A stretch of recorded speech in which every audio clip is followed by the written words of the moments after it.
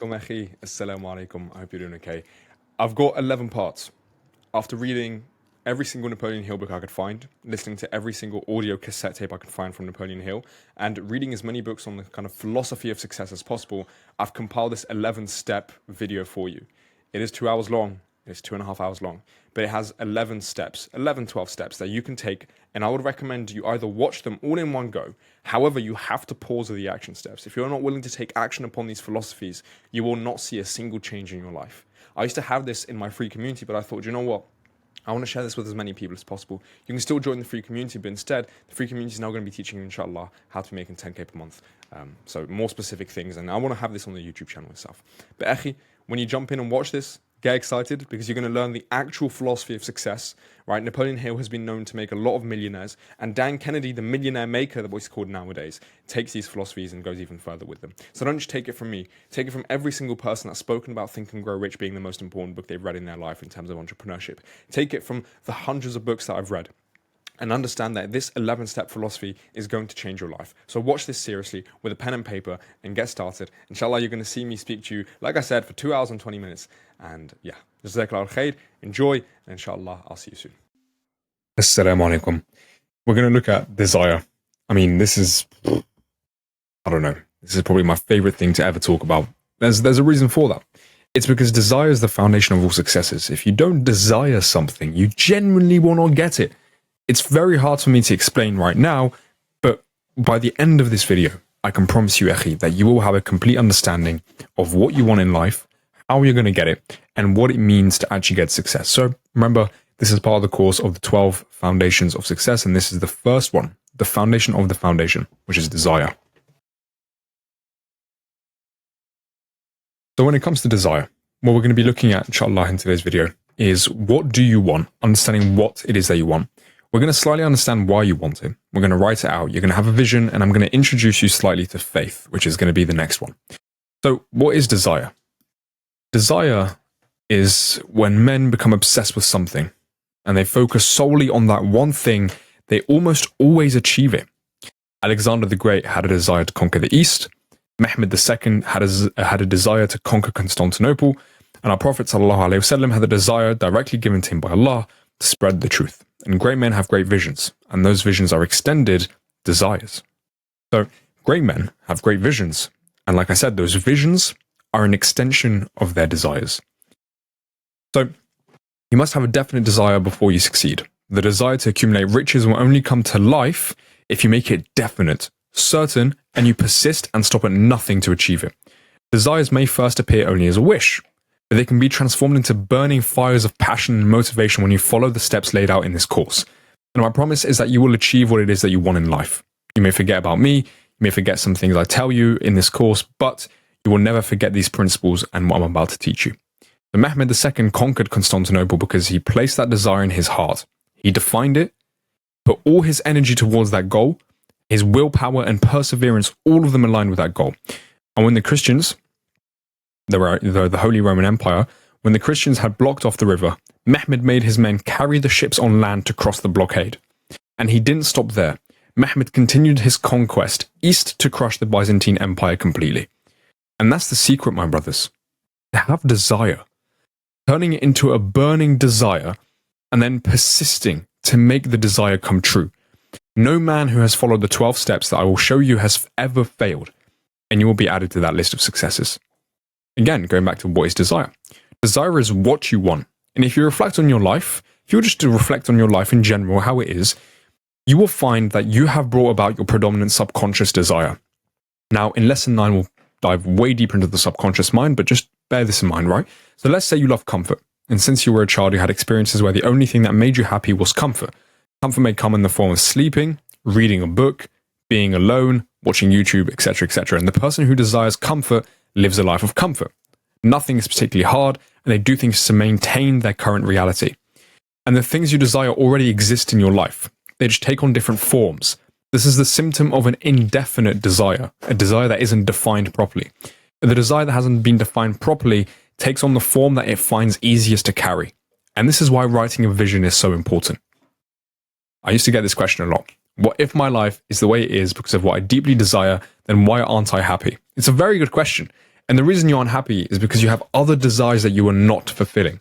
For example, the person who loves comfort may also be someone who wants to travel, but they can't travel if they don't make money, and to stay comfortable, they don't go through the hardships of making more money, and hence why they don't feel happy. In this case, you have conflicting desires. So again, what would the next question be? What do I do about conflicting desires? Prioritize them or link them. If you can link comfort with pain, which is growth, and then you will automatically be driven towards that pain and find comfort within it. You can also prioritize desires based on how much they serve your values. So let's look into values very quickly. Values, it's incredibly important to understand that what it is that you want will actually come from things that you have valued throughout your life. These will actually be installed in you in childhood by your parents usually. But let's say you value God. You value feeling close to God. If there's a desire, for example, a lustful desire, then what it is you have to learn to prioritize that, the which you value more. Do you value the lust, or do you value being close to God more? And in that case, you can prioritize these desires. So you can make out a list of values that you have. So the quick practical steps, by the way, is fix in your mind the exact amount of money that you want. I want to be wealthy is not good enough. The psychology behind this will make sense later on, but the step number 2 is to determine what you will give in return for this money. Who will you help? Who will you service? You have to get it out of your mind that you can make something from nothing. You cannot make something from nothing. There is always an exchange of value. There is always an exchange of energy. There is always an exchange of something in the universe for you to get something back. Third step is to establish a definite date as to when you will accumulate this money. Create a definite plan to accumulate this money and take immediate action. Immediate action, whether or not you are ready. This is the key point. Number 4, create a definite plan to accumulate this money and just take immediate action. Write this statement out. You write it out, all of this in a statement, which I'll show you how to do, and read this statement every single day in the morning and before bed. See and feel as if you have already achieved what is written. And the objective is to have such a burning desire that you convince yourself you already have it. Again, inshallah, we'll have more of this later, but you cannot allow a gap between your current reality and the reality that you want to exist in your mind. It is also incredibly important that you follow step 6, right, which is to read it every single day in the morning and before bed, and to especially see and feel as if you have already achieved it. These 6 steps call for no hard labor or sacrifice, just using the power of your mind. And by the way, very quickly, I remember reading a book called How to Get Anything You Want. And she specifically said, the author, that people fail because they create a gap. They create a gap between where they are right now and where they want to be. And you see, the mind assumes that because there's a gap, that you are incapable of achieving that thing. You have to sit there and genuinely make yourself and convince yourself that what you want is what you already have.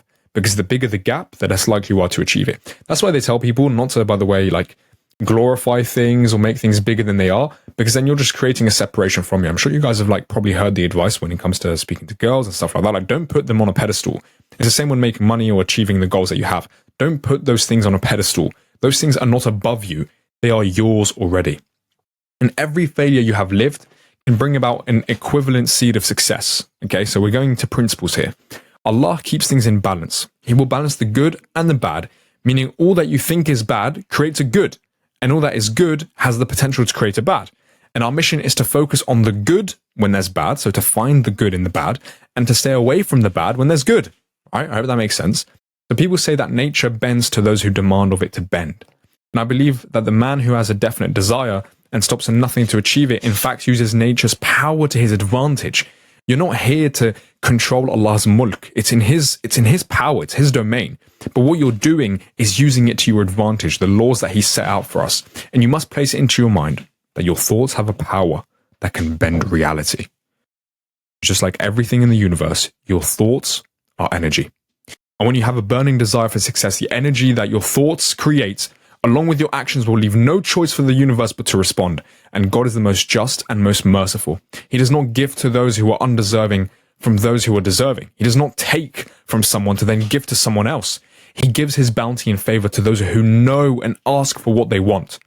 And God tests your desires with failure and hardship. He tests your patience. He wants to see, how much does he really want this? How much does he really want this? If he wants it enough, I will give it to him. But I will test him first. I will test him first. This is how you make your desire into reality. As I mentioned, the subconscious mind we'll talk more about in lesson 9. but it can be shaped, manipulated, and controlled to give us everything we've ever wanted. So let's introduce the subconscious mind. This is how you start influencing your subconscious. Your brain doesn't know where it is. By the way, this is a crazy fact, but you have to understand this. Your brain doesn't actually know where it is. It only knows what it's around it. It knows what's around it. It knows what's around it via sight, hearing, smelling, touching, and tasting. And the other way for it to understand your environment is via emotions. If I go very quickly back to the first point, if you got a baby and you told the baby what is a cow, but the baby had never seen or heard, touched or smelt or tasted a cow, he will never be able to tell you what a cow is. It does not exist in his mind. The mind doesn't come pre-built with things it understands. It comes pre-built with instincts. Those are fine. Yeah, that's one thing. But when it comes to understanding things and the environment around it, the brain has no basic understanding. That's why through our senses, smelling, hearing, tasting, touching, and sight, that's how we pick up the things that we believe in. That's how we pick up the things in our mind. So you have to understand that your mind can be manipulated with these 5 senses. And the other way for it to be manipulated is via emotion. So to influence your subconscious, you must control your thoughts and emotions. And obviously you can also visualize in this case. So for your subconscious mind to be controlled, your priority is to link emotions with what your other senses are. For example, imagine the most beautiful view on earth. Imagine the smell of flowers. Imagine it being the perfect temperature. And you've just had your favorite meal. All the senses are saying that things are perfect. Now imagine in this exact moment that your wife was cheating on you. It doesn't matter what the 5 senses show anymore. Your emotions always win. The perfect environment no longer becomes perfect. So if you feel insecure, doubtful, and uncertain about making money, then your subconscious mind will assume those things to be true no matter what. And your feelings towards something will decide how you act without you realizing this. The whole point of the subconscious mind, it's unconscious most of the time. And it will create an image of that thing in your head. Money being impossible to make, which is coming from the feelings of doubt and uncertainty. Money is hard for me to make, which is these feelings of insecurity are holding you back from actually making it. This is what's been holding you back, Yahi. Most people forget their what. They forget what they want. And they don't make it definite, meaning they allow uncertainty to creep in. And you have to want something, then focus all your energy on getting that thing, focusing on just that dream rather than allowing other dreams to distract you. Those who can stay on a straight path, right, on a straight line, always get to their destination. Why is it that Allah tells us that on the straight and narrow path, the shaitan will always try and take us to the side? He will always try and deter us from the straight and narrow path. That's because the straight line and the straight and narrow path are always hard to adhere to. And shaitan and the mind will always try and pull you in other directions, but you have to be firm. You have to focus on that one desire, that one goal that you've set out for yourself. So Habibi, this is where you're going to write out your desire. Get a piece of paper right now, get a pen and paper. Write this out on Notion, write this out on your notes app, write this out everywhere. You have this on pen and paper, you have this on your computer, you have this on your phone, you have this everywhere. I'm going to give you an example for December 2024.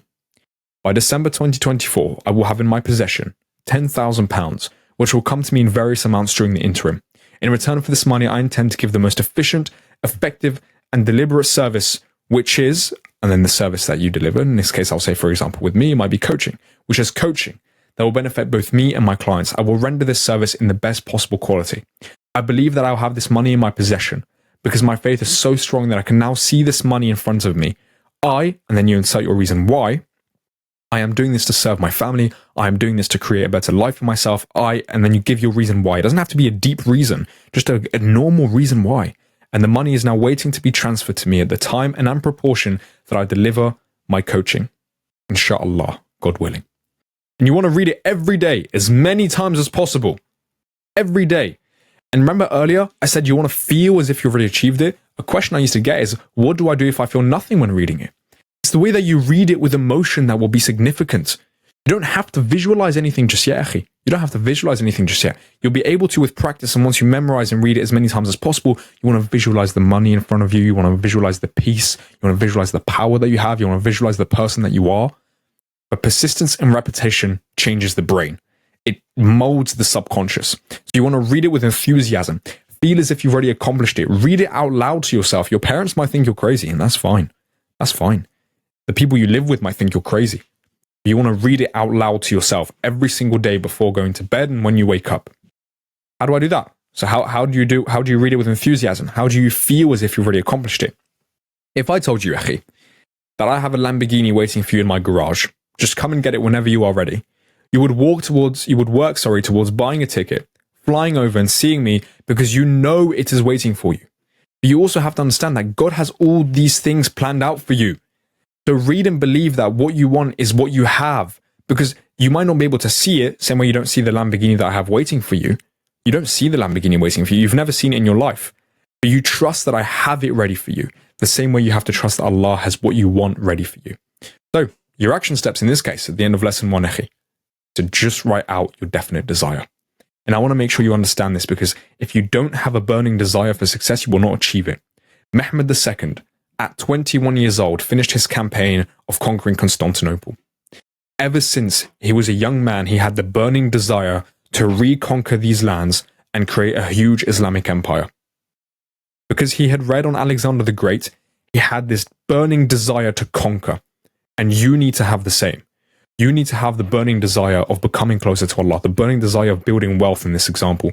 You have to have that burning desire. And at the start, it starts off as a wish. It's not a burning desire just yet.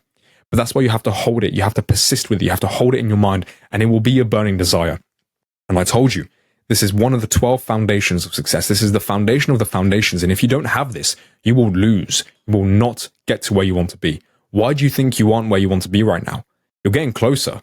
And if you realize that the reason you're getting closer is because of the success that you've imagined, it's because of the desire that you have, it all fits together. Jazakallah khair for watching. Go on to step number 2, which is going to be the second video. But don't forget to write it out. That is your action step. Assalamu alaikum, Habibi. Inshallah, at the end of today's video, you're going to be understanding faith. Faith is probably the most important thing that has changed my life in many, many different ways. And I believe this is the ingredient that you're probably missing as well. And out of all these 12 steps, this is the one that is most linked to Islam, and the one that is most linked to honestly becoming a very happy person, inshallah, and a very successful person at that, of course. It's faith over fear is the equation I want you to remember. Moving in faith over fear. So let's jump right in, Akhi. In faith, the agenda today, inshallah, we'll be looking at what does faith do? Why is faith important? We're going to be looking at how the mind works, how to build faith, and then predominant moods and your life. So what does faith do? Faith is important as it sets in motion your new life. Your goals can only be attained if you believe that you can make it. You see, faith, as I said, is the opposite of fear. So in simple terms, it gives you these 3 things: power, freedom, and happiness. But what does faith do? Without faith, there is no action. There is no progress anywhere. In life, there are those who allow fear to take hold of them, which is shaitan's whispers, and they end up living it safe, living a mediocre life with no real purpose. And then there are those who love to move in faith. They recognize the fear that they feel, and they move in absolute faith, knowing that no matter what, they will be brave and persist because they trust in Allah and what He has placed in their hearts. A quick addition to this, right, Echis? I want you to acknowledge and just adapt and adopt the mindset that no matter what in life, you will be successful. No matter what in life, you will die. No matter what in life, you will get given exactly what Allah has planned for you. So what is the point in you fretting? What is the point in you overthinking many decisions? What is the point in you having doubt and fears?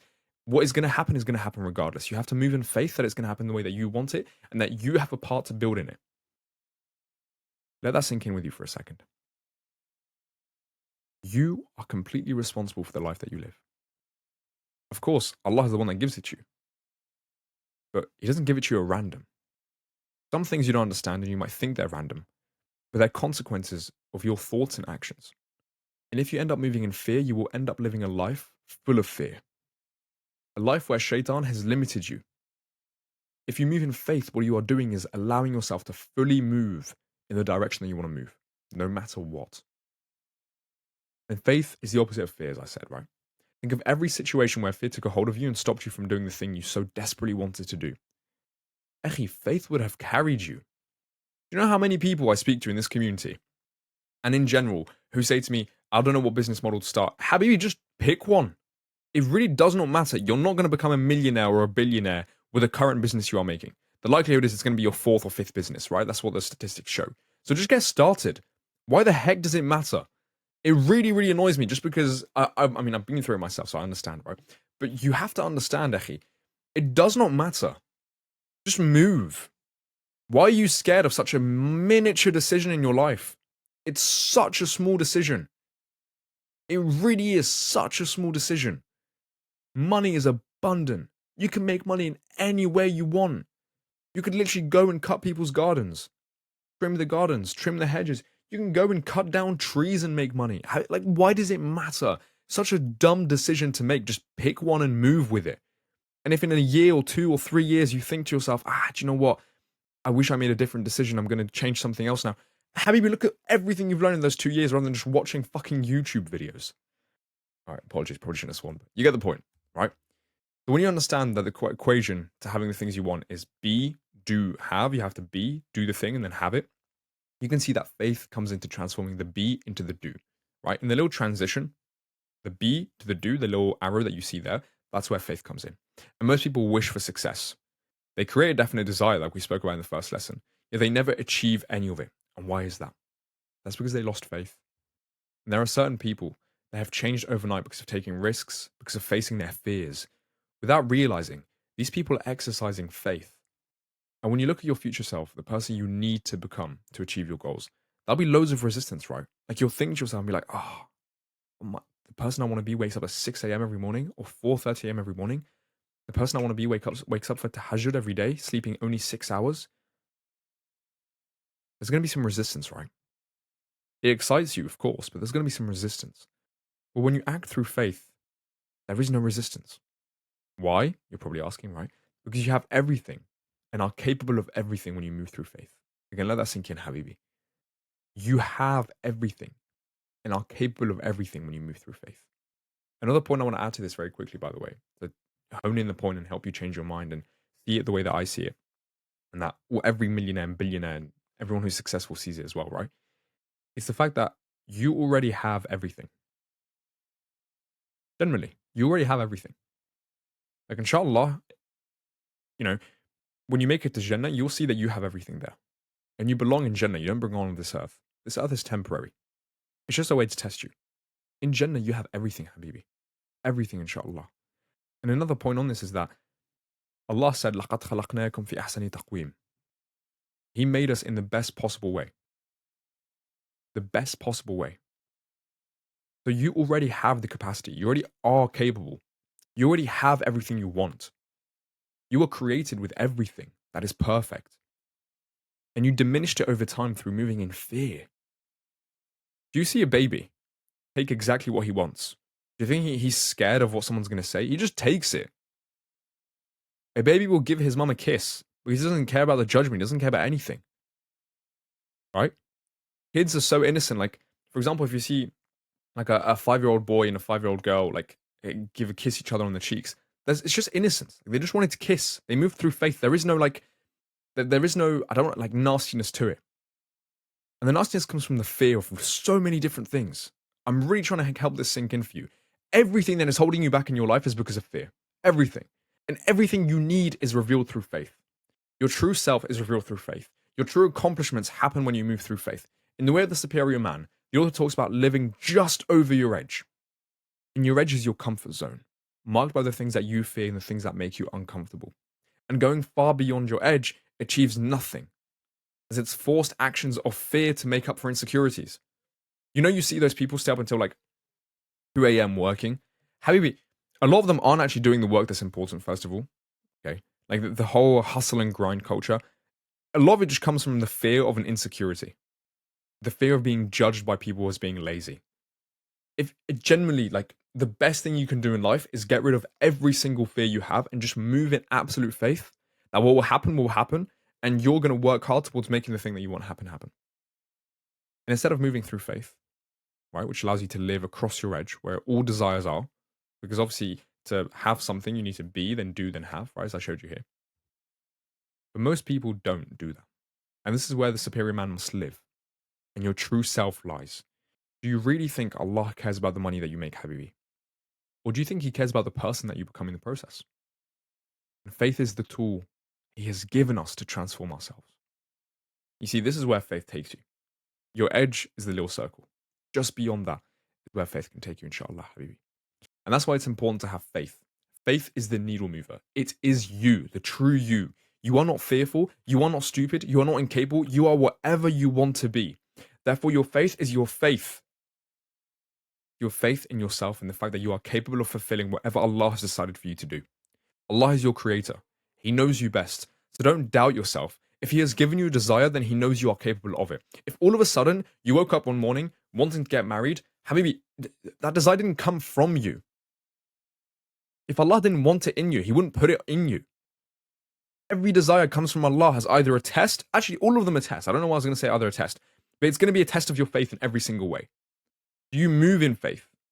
Are you going to allow temptations to overcome you if it's a desire of the flesh? Desire of nafs al-amara, right? But He's given you these desires. If you've woken up one morning and you want to be successful, Allah has put that desire inside you. And He wants to see the person that you become in the process of becoming successful. He wants to see that person. That's what He cares about. Do you really think Allah cares about the money? Do you really think He cares about you becoming a millionaire? No. But I'm sure He cares about what you do with the money, who you become in the process. I want you to let that sink in, Habibi. Allah has given you a desire, then you are capable of it. Allah knows His creations best. Allah knows His creations best, Habibi. If He's giving you the desires because He knows you are capable of achieving it. And this is where it leads us to the mind, right? Because the mind is a survival mechanism. It moves away from fear, it moves away from pain, and it moves away from anything it doesn't want. So when we checked off desire in the first lesson, some negative emotions may have come up. You may have had some doubts. Emotions that are negative are all linked to one emotion that we've always had, which is fear. Jealousy, linked to fear of loss. Envy, linked to fear of lack and judgment. Right? Everything is linked to fear. Fear is the most basic emotion. And fear will always hold you back. Subconsciously, you will start to sabotage yourself without realizing. You will start to do things that destroy your business, that hold back your potential, all because of you allowing fear to creep into your life. How many times, Akhi, did you feel like you had momentum? Feel like things were going well? Then just a couple wrong thoughts or a couple wrong things, and then you were back at square one. And every time you decide to go back to that habit, you are fearing the new, the challenges and the complexity of not doing the habit. Let's say you wanted to stop masturbating. A part of you is scared of the change. A part of you is scared of the fact that you're going to have increased testosterone, you're going to be happier, you're going to be healthier, you're going to feel more confident. You're just used to the things that you have. You're comfortable with the things that you have. And that's why fear creeps in. That's why you have to move in faith, knowing that absolutely everything is what you can and want. Absolutely everything you can want is achievable by you. And your mind has certain beliefs that create thoughts as well, right? And these thoughts cycle into actions. We have an average of 75,000 thoughts per day, and 90% of those are literally just repeated thoughts. Meaning you are probably unaware of 80% of your thoughts, and you end up saying the same thing as yesterday to yourself. No wonder nothing's changed, Habibi. You've just been saying the same thing to yourself every day for like 6 months. Right? And what's the solution to this, Akhi? The root of most thoughts is stimulus from our environment, feelings and beliefs. So how would you combat that? Well, you have to look at your mind like a garden. Let me explain what I mean, okay? Let me explain what I mean by that.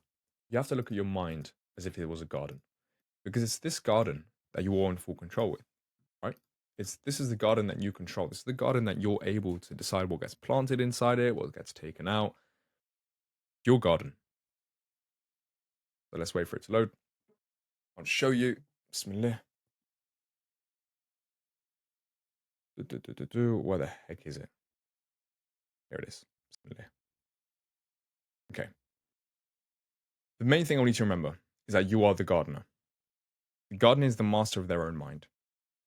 And you see, the main thing about the gardener is that they get to decide which plant to water and which plant to take out. I don't know if you guys have done much gardening. I used to garden and basically take care of my neighbor. And what I used to do was basically look at the weeds and then take them out. These green ones are positive beliefs and positive thoughts. And these red ones are negative beliefs and negative thoughts. And what you want to do is understand that fear grows the negative beliefs and negative thoughts, and faith kills them and grows the positive. You see, the reason faith is the solution to everything in your life right now, because if you have a positive thought, the thought of you succeeding, you have to water that with faith. And the more you water it with faith, the more it will grow. You see this tiny plant right here, which is maybe the thought of you becoming married or getting married or you becoming successful. It could be tiny. Habibi, if you water it with faith, it will grow to be as big as this one and as big as this one. But the caveat to this, as I said, Habibi, is the fact that fear exists, right? And when fear will kill these plants. Let's say this one right here is the confidence that you have in yourself and public speaking. It's not that large. Maybe you did a couple of public speaking events when you were a child. Maybe you spoke in front of your class for a couple of projects. With fear, with you doubting yourself, you kill this. How many times have you had a thought or a desire and you found that it disappeared and you stopped chasing it completely? Because of fear, Habibi. You killed the plant. You let the plant die. Akhi, you get to decide whether or not you plant something with faith or fear. It's completely your choice. You decide by controlling your thoughts. Do I move in faith? Do I do as Fedi said and just move in faith? Do I kill this plant, this crippling plant that is holding me back? This belief that I will never be successful? This belief that things are hard? Do I kill the plant or do I let it grow? It's up to you to decide, Habibi. You are the gardener. You are the master of your own mind. Why are you letting it control you? You are the master, Akhi. You get to control your mind. Now that you know that your mind is like a garden and you have to decide what to put in and what to put out, and you know how to build positive beliefs, which is just watering them through faith, here's how you can build a faith habit. It's just 2 words: enthusiasm and gratitude. And I'm going to give you an example of how you can plant a seed and then let it grow with fear. Okay? If you believe that your mother is mad at you, you think that the things she does are out of spite, then your actions will be remorseful. And your reality will be that you find your mother is mad at you because you're acting remorseful due to what you believe. And this goes for everything. It's just this endless cycle. Your belief and emotions create your life. They literally create your life. It's like a boomerang cannon. It shoots out a cannonball, and then cannonball comes back with the emotions you sent out, but it brings back more. It brings back more. And this is why you have to unroot negative beliefs, because remember, those big red plants, they're negative beliefs and negative thoughts that get repeated every day. And actually, if you're not controlling what you think, if you're not controlling the 90% of thoughts that get repeated every single day, you will just live the same life. You will literally just live the same life. Beliefs lead to thoughts, thoughts lead to actions, and actions lead to reality. And look at your reality. You'll get a humbling realization, Habibi, that it all comes from your beliefs. You'll realize that your actions are the things affecting your reality and nothing more. We know that actions are a consequence of thoughts. You'd have to look at the thoughts that come before these actions. Then once you know what the thought is, oftentimes it will reveal a belief automatically. I'm going to give you an example very quickly. Let's say your reality is that you're slow. You're a very, very slow runner, right? If you look at your actions, do you run often to get faster? No. Okay, well, what thoughts come when you're running? Oh, I'm slow, I don't want to run. Well, there you go then. You believe you're slow, therefore you became slow because you thought you were slow, and therefore you never practiced to become faster. Again, Habibi, it's literally all just an endless cycle. And every time your reality shows something, it either backs up or destroys a belief. But your belief can change before your reality changes. If you want to change your reality, change your beliefs. Change the things you believe about money. Change the thoughts that you have, and then your actions are going to change automatically, Habibi. That's effortless, right? And I want to show you faith building, okay? This is the exercise I want you to do, Habibi. So to make your copy, by the way, just go File, and then make a copy. And at this point, you understand how to build faith, right? How to build it into a habit. It's enthusiasm, persistence, and a positive attitude towards things, being grateful. And when building out this habit, we have to put faith towards our actions. What if is the devil's favorite word. Shaitan's favorite 2 words are what if. It undermines your confidence, makes you doubt yourself, and ultimately puts you in a state of fear, which is exactly what we want to avoid. And these are the actions that you take/must take, right? So you want to list out the actions that you must take or you need to take for your business to grow, for yourself to grow, not even just your business, for yourself to grow. And the examples I've got here are the ones I used to do when I was an agency owner, right? Which is outreach, cold shower, praying extra prayers, fasting every Monday and Thursday, cold calling, doing sales calls, business. I need you to write out the actions, the list of actions, right?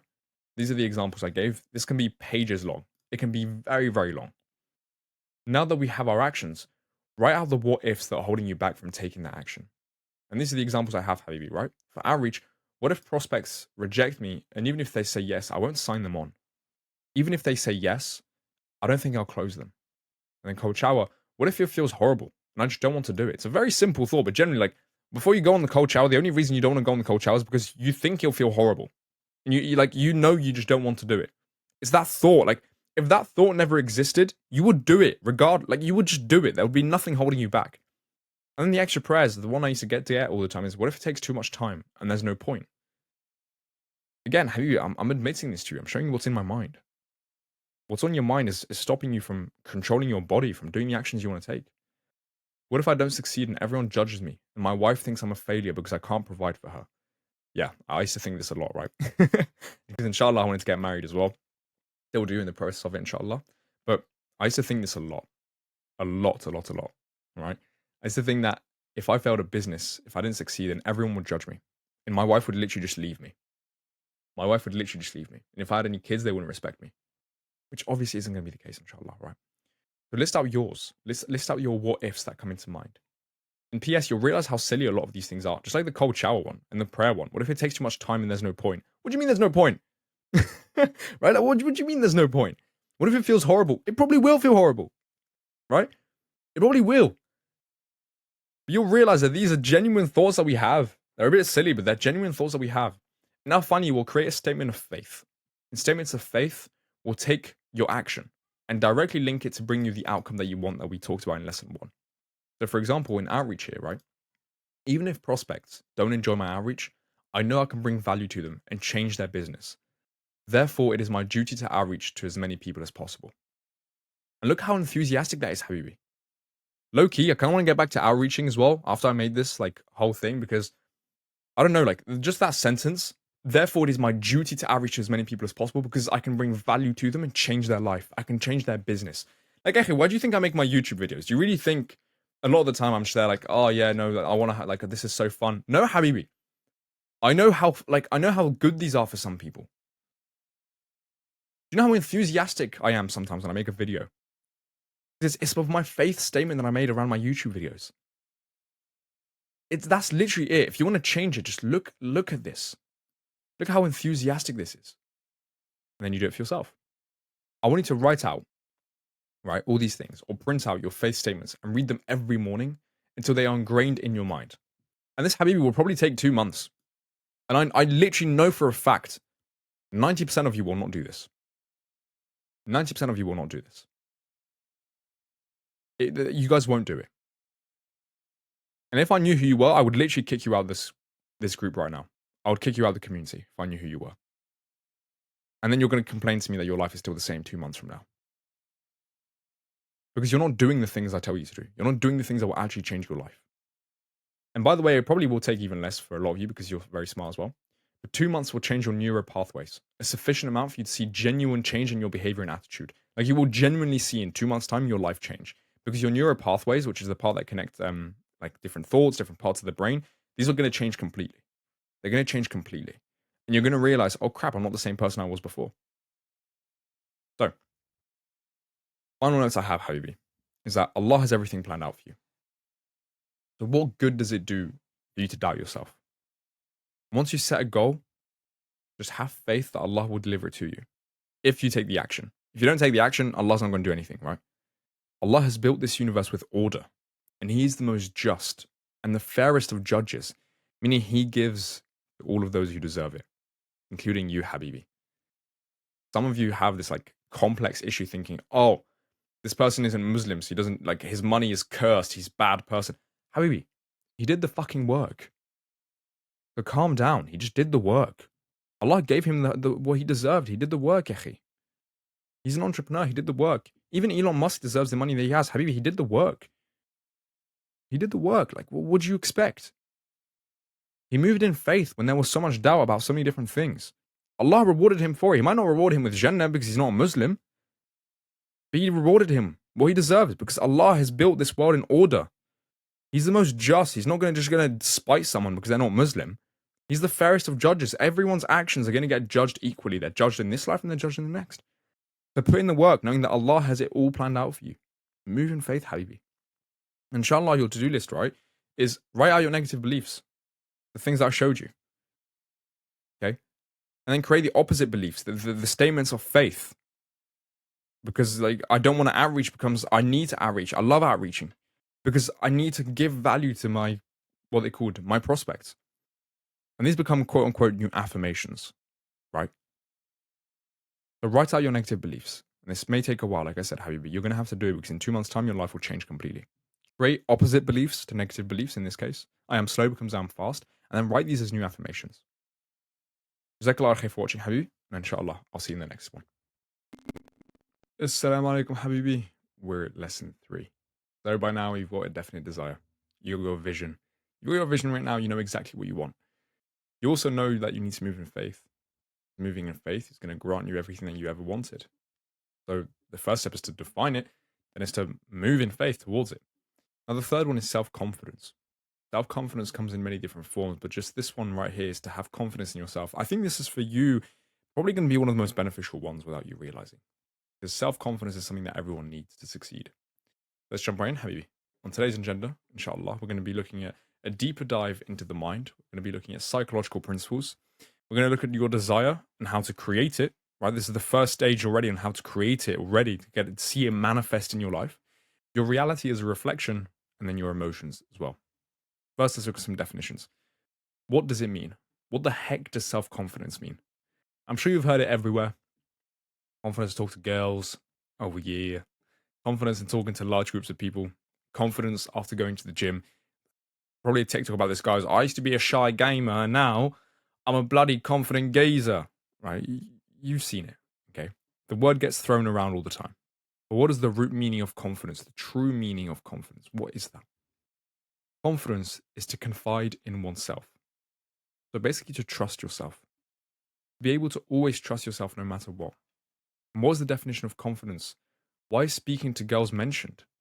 Because when you get rejected, you trust that you will be able to find another girl. The fact that you have worked so hard at the gym, you trust that you can work hard elsewhere and that you can apply your discipline in other situations. That's why people mention those forms of confidence. So how do we develop the habit of self-confidence? How do we develop that? I mean, it's literally just self-talk. Literally just self-talk, aka also known as auto-suggestion. And let's look into a deeper dive into the mind, right? The mind is split into two main parts. The conscious mind, one of awareness, objective reasoning, and the gatekeeper, the subconscious mind.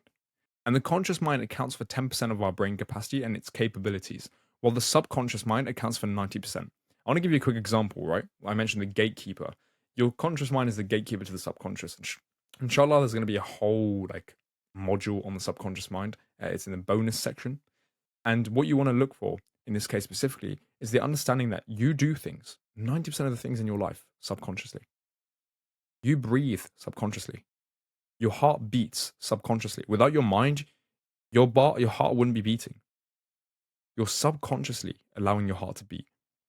You're subconsciously having blood flow through your veins. All of this is directed by the mind. You just don't realize it because it's subconscious. It's genetically you're born with this ability, mashallah. And the conscious mind, which is 10%, you've got willpower, you've got short-term memory, you've got logical thinking, and in the subconscious mind, you've got beliefs, emotions, and feelings. You've got habits that are stored in there. You've got long-term memory as well. This means that 90% of your actions come from the subconscious mind. Your brain is not what you think it is. It's a machine that receives and transmits thoughts, which are energy, right? And if that energy is misaligned, negative, or of a low frequency, which inshallah, like I said, we'll dive deeper into later, then your reality will reflect that. You have to see the universe, life, is energy and frequency because God created the most beautiful world and everything in it has one thing in common, which is structure. To the most minute scale, we are all the same. Before moving on, right, if you have any questions, Habibi, then I want you to type it into the group, or I want you to kind of place it in somewhere else as well if you want to DM me, if you've got access to that as well. So before moving on, if you have any questions, feel free to ask them now because there's going to be a lot of questions that come up here, okay? Looking at the psychological principles, thoughts are probably the biggest thing that control everything in our lives. And what one holds in their mind translates itself in our reality in some way. The thoughts we have dictate our actions. These thoughts are the only thing we can control because God has control over his domain. You have control over your own mind. That's it. So don't look to control anything else because God will soon humble you, Habibi.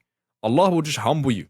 Like you'll think you have control over someone and then Allah will make them do something you didn't want them to do, proving you have no control. Based on those three principles, which is whatever you hold in your mind, it can become reality. The thoughts that you dictate become actions, And then, lastly but not least, is that the only thing you can control is your mind. The thought you hold the most in your mind will be translated into your reality, right? If you only thought of bread, you would have the urge to find bread and eat it. So not only has it helped you manifest in some way, right? It translates into your reality in some way. The thoughts we have dictate our actions. So if you thought about bread, now you want to eat it. And because the impulse and the thought of eating bread is the thing that you control, you end up having bread. The mind cannot hold on to a thought long enough without trying to turn it into an action. It will always try and turn it into an action. But try this out. Like, I want you to quickly try this out for 30 seconds. Think of raising your hand above your head. Really just control all your thoughts and think of raising your hand above your head. This is a bit difficult because you don't really want to, right? That's why the first stage is a desire. But just think of raising your hand above your head. Like, think of doing it. Imagine you already doing it. I don't know about you, but my forearm feels like it wants to be raised. Like, I feel my forearm tensing up. If you just think about something, it will try and turn into action. How many of you think about going on Instagram or you think you're bored before you press the app? Without realizing you're thinking that. It's a thought. Sometimes it's a subconscious thought, but it's a thought. And this principle itself is called auto-suggestion. And with the knowledge that whatever you hold into your mind will seek expression, where has this affected you so far, Habibi? I want to tell you an example from me because you guys know I want to be open, right? The example I can think of off the top of my head is that whenever I thought of calling someone, whenever I thought of talking to a friend, I would end up doing it after like 3 days. The first day I would kind of procrastinate. I think, maybe they don't want to talk to me. I'm too busy doing other stuff. The next day I would still be thinking about it. I'd think, I want to talk to this person. I want to see how they're doing. You know what? I won't bother today. I'll do it tomorrow. And then finally tomorrow, after holding the thought for 3 days, I end up doing it. This will seek expression. Your thoughts will seek expression in every single walk of life, in every single thing you do. And I want you to look at where this has affected you so far, negative and positive. Like, you've probably thought about watching YouTube about entrepreneurial stuff, right? You ended up doing it. You ended up wanting to probably do research on something, and you ended up doing that research because you thought about it. It doesn't happen without you thinking. But how many thoughts have you had that were negative? And they saw expression, and you did express them, and look what happened. So this is where it comes into your desire and how to create it. Literally just hold it in your mind.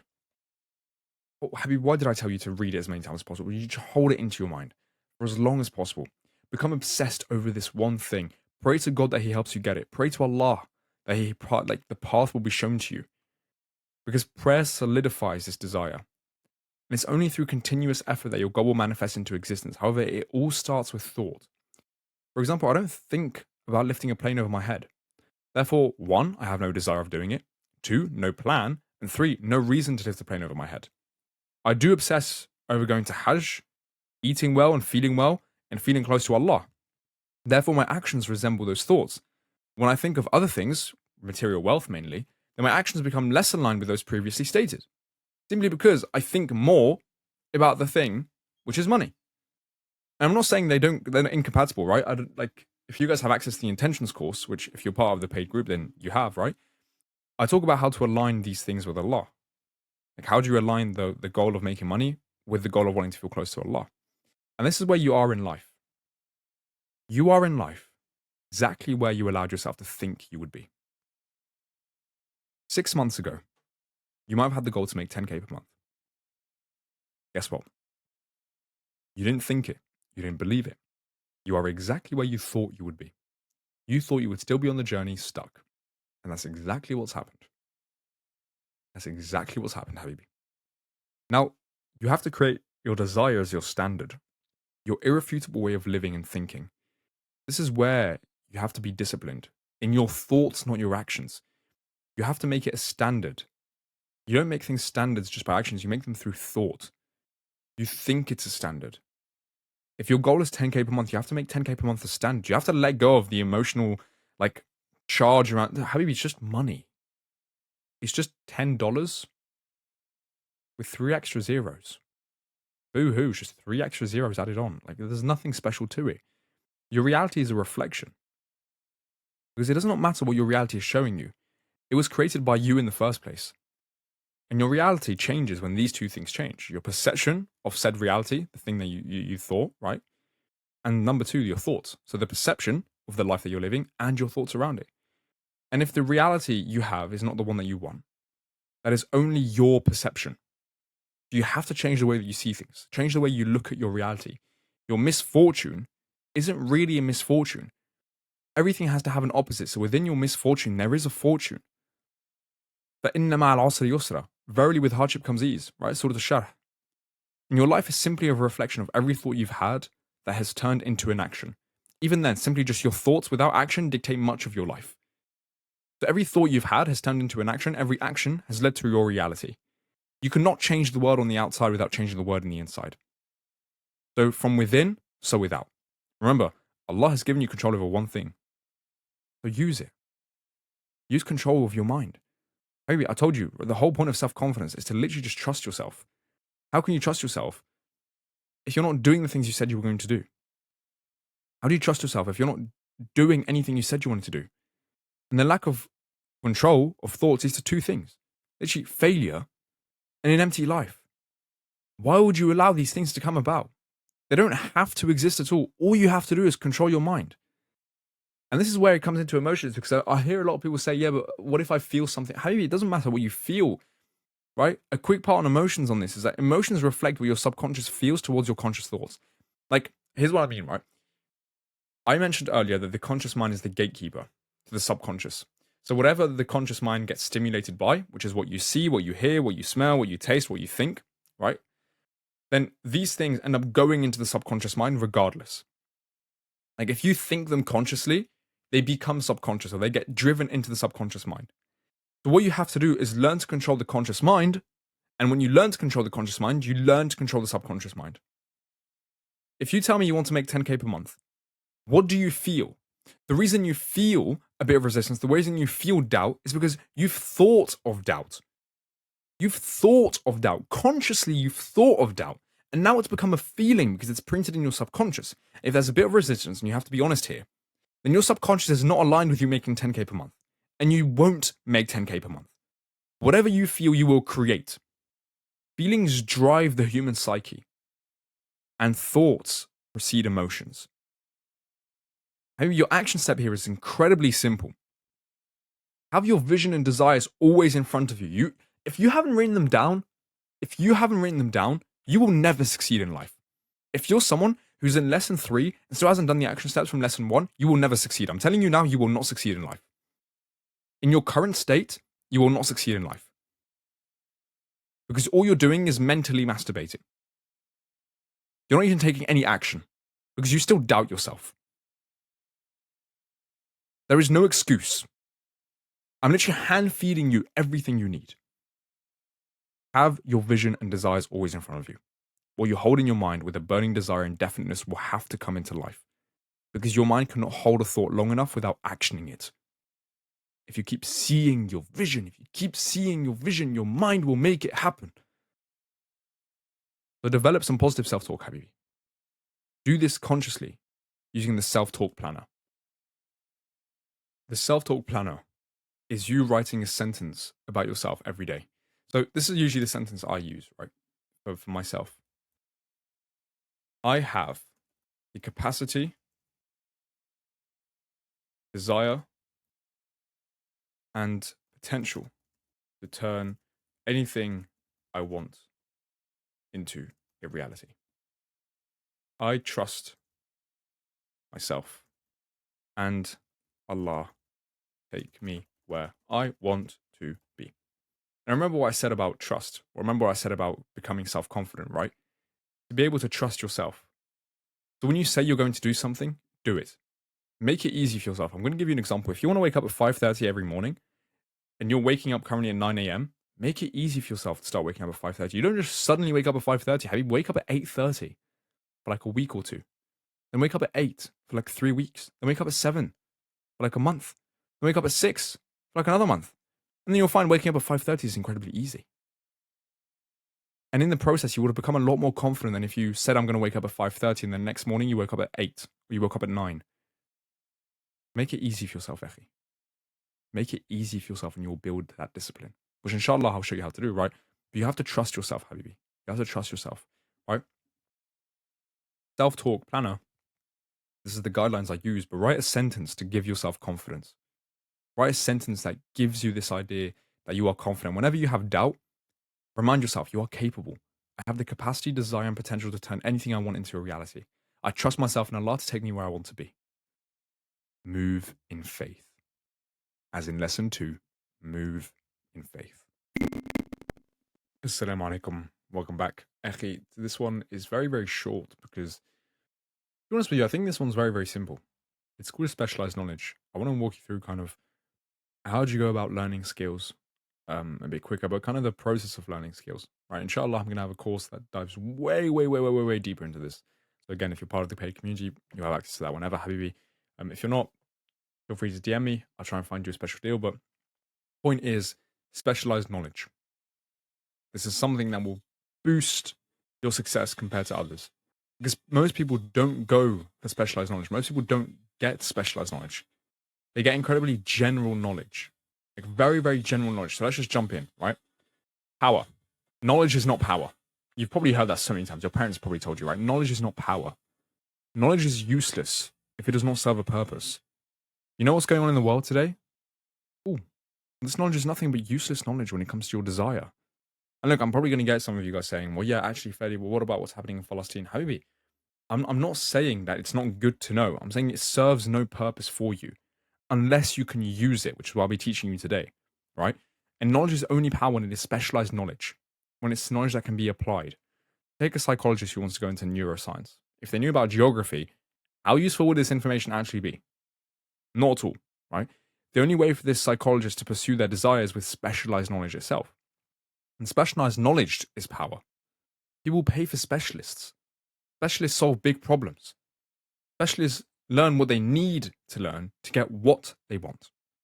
And what knowledge do you need to specialize in? This is the question I want you guys to be answering at the end, right? What knowledge do you need to specialize in? Skill acquisition itself can be very simple. Thanks to Andrew Kirby, right? He's the one that made this little graph.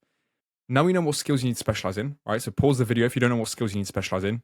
What the heck are you doing, right? You need to know what you need to be specialized in. If let's say you have something where you're going to be selling, it's probably going to either be copywriting or sales, okay? If you're doing advertising, then it's going to be copywriting and advertising, marketing specifically. All these things are skills you need to start specializing in. Now that we know about it, how do you go about becoming an expert? Well, the first stage, as you can see in the triangle on the right-hand side, is being a student, which is consuming. And what makes a good student? Questions. Ask questions. Keep finding the answers and ask more questions. Keep doing that until you're able to confidently answer the initial question with a large understanding. And by the way, for those of you who don't know, SEO is search engine optimization. So it's what people, they basically use words to rank on Google, right? In case you're not a marketer, I'll explain it to you. If you, let's say, built a website and the first question you have is, how do I get more traffic to my website? Google is most likely going to give you the answer of SEO. And then you ask another question, how does SEO work? And then it's going to say ranking in keywords. And you look at how do I rank in keywords? You just keep asking questions. You go deeper and deeper, asking more questions. That's how you become a good student. You know that one annoying person in class before that would literally just ask random questions that you thought were absolutely useless? Well, that person was probably doing a lot better than you were in school, first of all. And secondly, that is what a good student does. You have to ask questions. You have to try and understand at the very, very deep level. And this is when you become a philosopher. And now you have to start understanding or pondering on the origin of these things. If you're interested in psychology, you would go to the source. This is when you start learning. This is when you start researching, not necessarily just based on questions, but based on the source of ideas. You'd go to Freud, Jung, and Owens, right? This will help you ponder on the questions that they had. And the philosopher goes to the source and tries to come up with new theories. For example, if you're in the sales space, everyone just seems to have like a sales formula. Everyone just has their own way of doing these things, right? It's because a lot of these people are at the stage of being a philosopher. They're at a stage of kind of looking at all the information they've learned and then being able to process it and kind of apply it. And then once they've applied it and they know what to do, they have their own way of doing things, right? For you to become a sales expert, for example, you basically just create your own sales formula. And you at this point are an expert. You know a lot about these things. So remember, you asked so many questions that now you know the answers to all the questions you used to have. And now you start looking at the sources of who are these people that came up with these things. For example, if you're really into copywriting, obviously you're going to be looking at Eugene Schwartz. You're going to be looking at Dan Kennedy. Obviously, Dan Kennedy didn't necessarily originate it, but you know what I mean. He's one of the big guys in copywriting. And if you're into funnels and things like that, you'll be learning from Russell Brunson. So the philosopher also collects thoughts and knowledge. And I hope you would have notes to look back to. Right at this point, hopefully, we're taking notes. Ideas and plans that came from you being a student would have evolved by this point. Now, when you're a teacher, very, very simple. Just make content. Either offer it as a service, the things that you learn, or make content around it. It's that simple. Like at this point, you can monetize it in any way that you want. And knowledge itself is fulfillment, by the way. Acquiring skills and knowledge is a fundamental part of our purpose in life. Allah said, "Iqra. Iqra bismi rabbika alladhi khalaq. Khalaq al-insana min alaq." Right? Read, recite, learn. That's what I think it means, personally, right? Obviously, it could be read, it could also be recite, and it could also be learn. Those are kind of the three words in Arabic that you could translate from iqra. And if Allah says to do something, it always has a deeper meaning to our souls. So just, you might as well do it, right? Knowledge is only power, Habibi, if it's specialized, and skills are the application of that knowledge. So how do we use skills as Muslims? I personally see skills as charity. We use skills to help others. Teaching others is already a major part of fulfillment. So if you do offer this as a service, etc., then imagine if you were using your skills to help others to save lives and to bring others happiness. That's why I think service providers are so powerful, because you could genuinely save a life. You could bring someone else happiness just from the skill that you have. And when the Prophet, right, Yusuf alayhi salam, was given the skills of dream interpretation, he managed to save Egypt from potentially the worst famine possible. His skills rendered him a savior of the Egyptians. And this leads to skills and identity as well, because you'll create the way you use your own skills. They become an extension of you. And by definition of an extension, they can reach further than where you currently are. So I want you to imagine, like, when you're holding a pencil, okay, you're holding a pencil. Let's say you can't reach a wall. If you hold a pencil, you can potentially reach the wall. Like if you hold your hand out and you're not reaching the wall, if you hold a pencil, you can reach the wall. Skills allow you to extend yourself further, to help more people, to go further in life. Therefore, it's important to recognize that your skills are unique. And everyone can learn copywriting, for example, like I said in marketing. But the way that you do it, the reason that you do it, who you do it for/with, unique, Habibi. That's unique. So I've got a top tip for you and a to-do list, right? And like I said, this one's going to be short. Make a list of skills that that can help you make more money. And then list who you'll help with them, right? And then pick a skill. The action step is pick a skill and develop it. If you have access to the full community, there is a course on this specifically, right? But you want to just pick a skill and develop it. You want to go down this triangle: consume, curate, create. Consume, curate, create. Student, philosopher, teacher. That's how you're going to go about becoming the best person with skills possible. So Jazakallah khair for watching. As I said, if you've got access to the paid community, then perfect. You can just go watch the course specifically on learning high income skills. If not, make a list of the skills that can help you make more money, and it's who you'll help as well. And I'll see you in the next one. Assalamu alaikum. Let's jump right into imagination. I think this one for me is something that is kind of harder to explain, and it takes some practice. When I say it takes some practice, it takes some getting used to understanding how to use your imagination. So let's just jump right into it. Inshallah, by the end, you'll understand how you can use your imagination to make more money and why it's such an important step to increase your risk as well. So, like I said, let's just jump into it, akhi. So, catching up on the main points, Habibi, by now you would have three things that are set in place. Number one, you have your vision, the desire that you have, the outcome that you're looking to achieve. You also have the actions that you need to take so that you can move in faith towards those actions. And also, you'll start looking and catching at your limiting beliefs that are holding you back from taking action, limiting beliefs that are holding you back from doing the things that you need to do. Right? So these are the three main things that you've got by this point right now. And I want to define imagination for you first, because imagination is the capacity to tap into infinite intelligence, which is Allah, right? Your subconscious mind and a part of the human psyche that may find difficult. Many find it difficult. Imagination is the capacity to think of unique ideas that require us to be in a certain elevated state of consciousness. Very, very complex words, right? But to put it simply, it's something that you have to understand, which is the fact that your mind is connected to Allah in some way. You might not hear his voice directly. You might not hear the angels bring things down to you directly. But you have things that come from outside of you. And everything comes from outside of you in some way. So what can you do to use those things that come from the outside? because everything is on a certain plane of energy, a certain plane of consciousness. So there's nothing extra or mysterious about this. Best ideas are the ones that we have when we are being imaginative, when we are being creative. Also, imagination is unique to each person, probably the most unique way of thinking. Your imagination is completely unique to you because your perception of everything is completely unique to you. People could have the same experiences you have, but the way you perceive things is going to be slightly different. Like you know those videos on Instagram, right, or TikTok where they have like, oh, this is my childhood, and they give like a really easy like thing that every child had. All of those are experiences. All of those are experiences. They're not perceptions. Not all of us probably felt the same emotions. Like I can tell you now, when I wanted to have a Beyblade, I did not feel the same emotion as most other kids.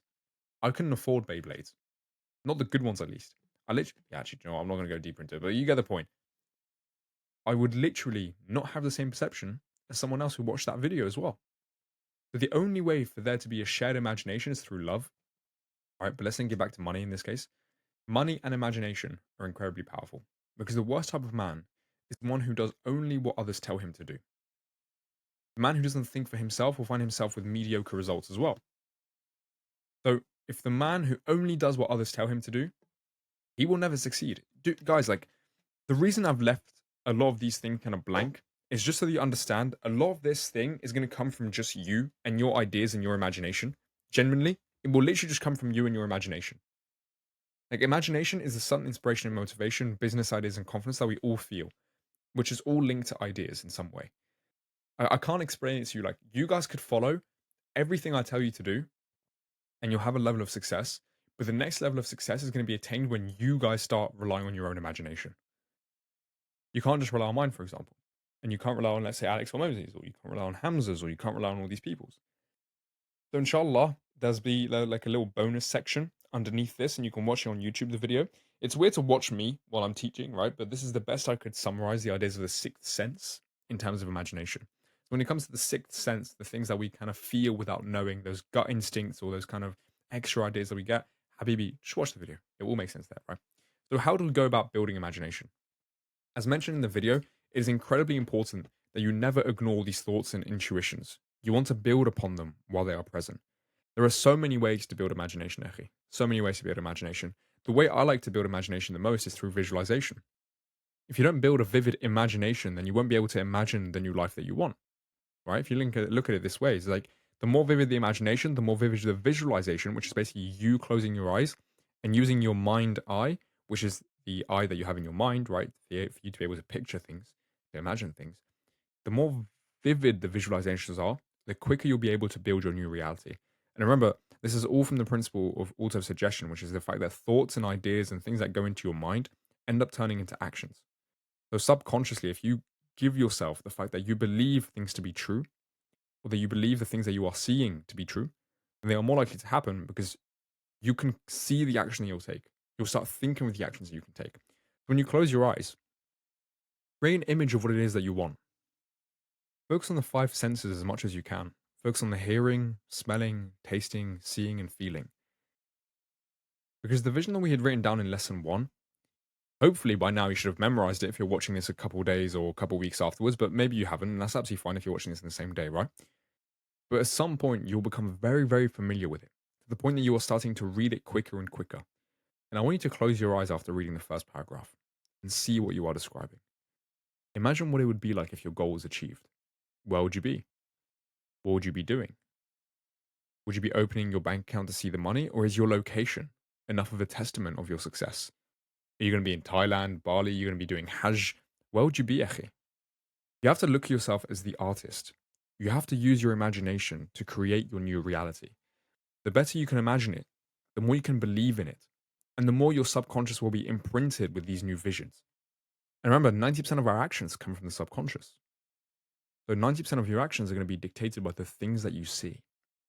And the world as we know it today, Habibi, the world that we live in today, right, is a world you have already been able to see and imagine. I really want that to sink in with you.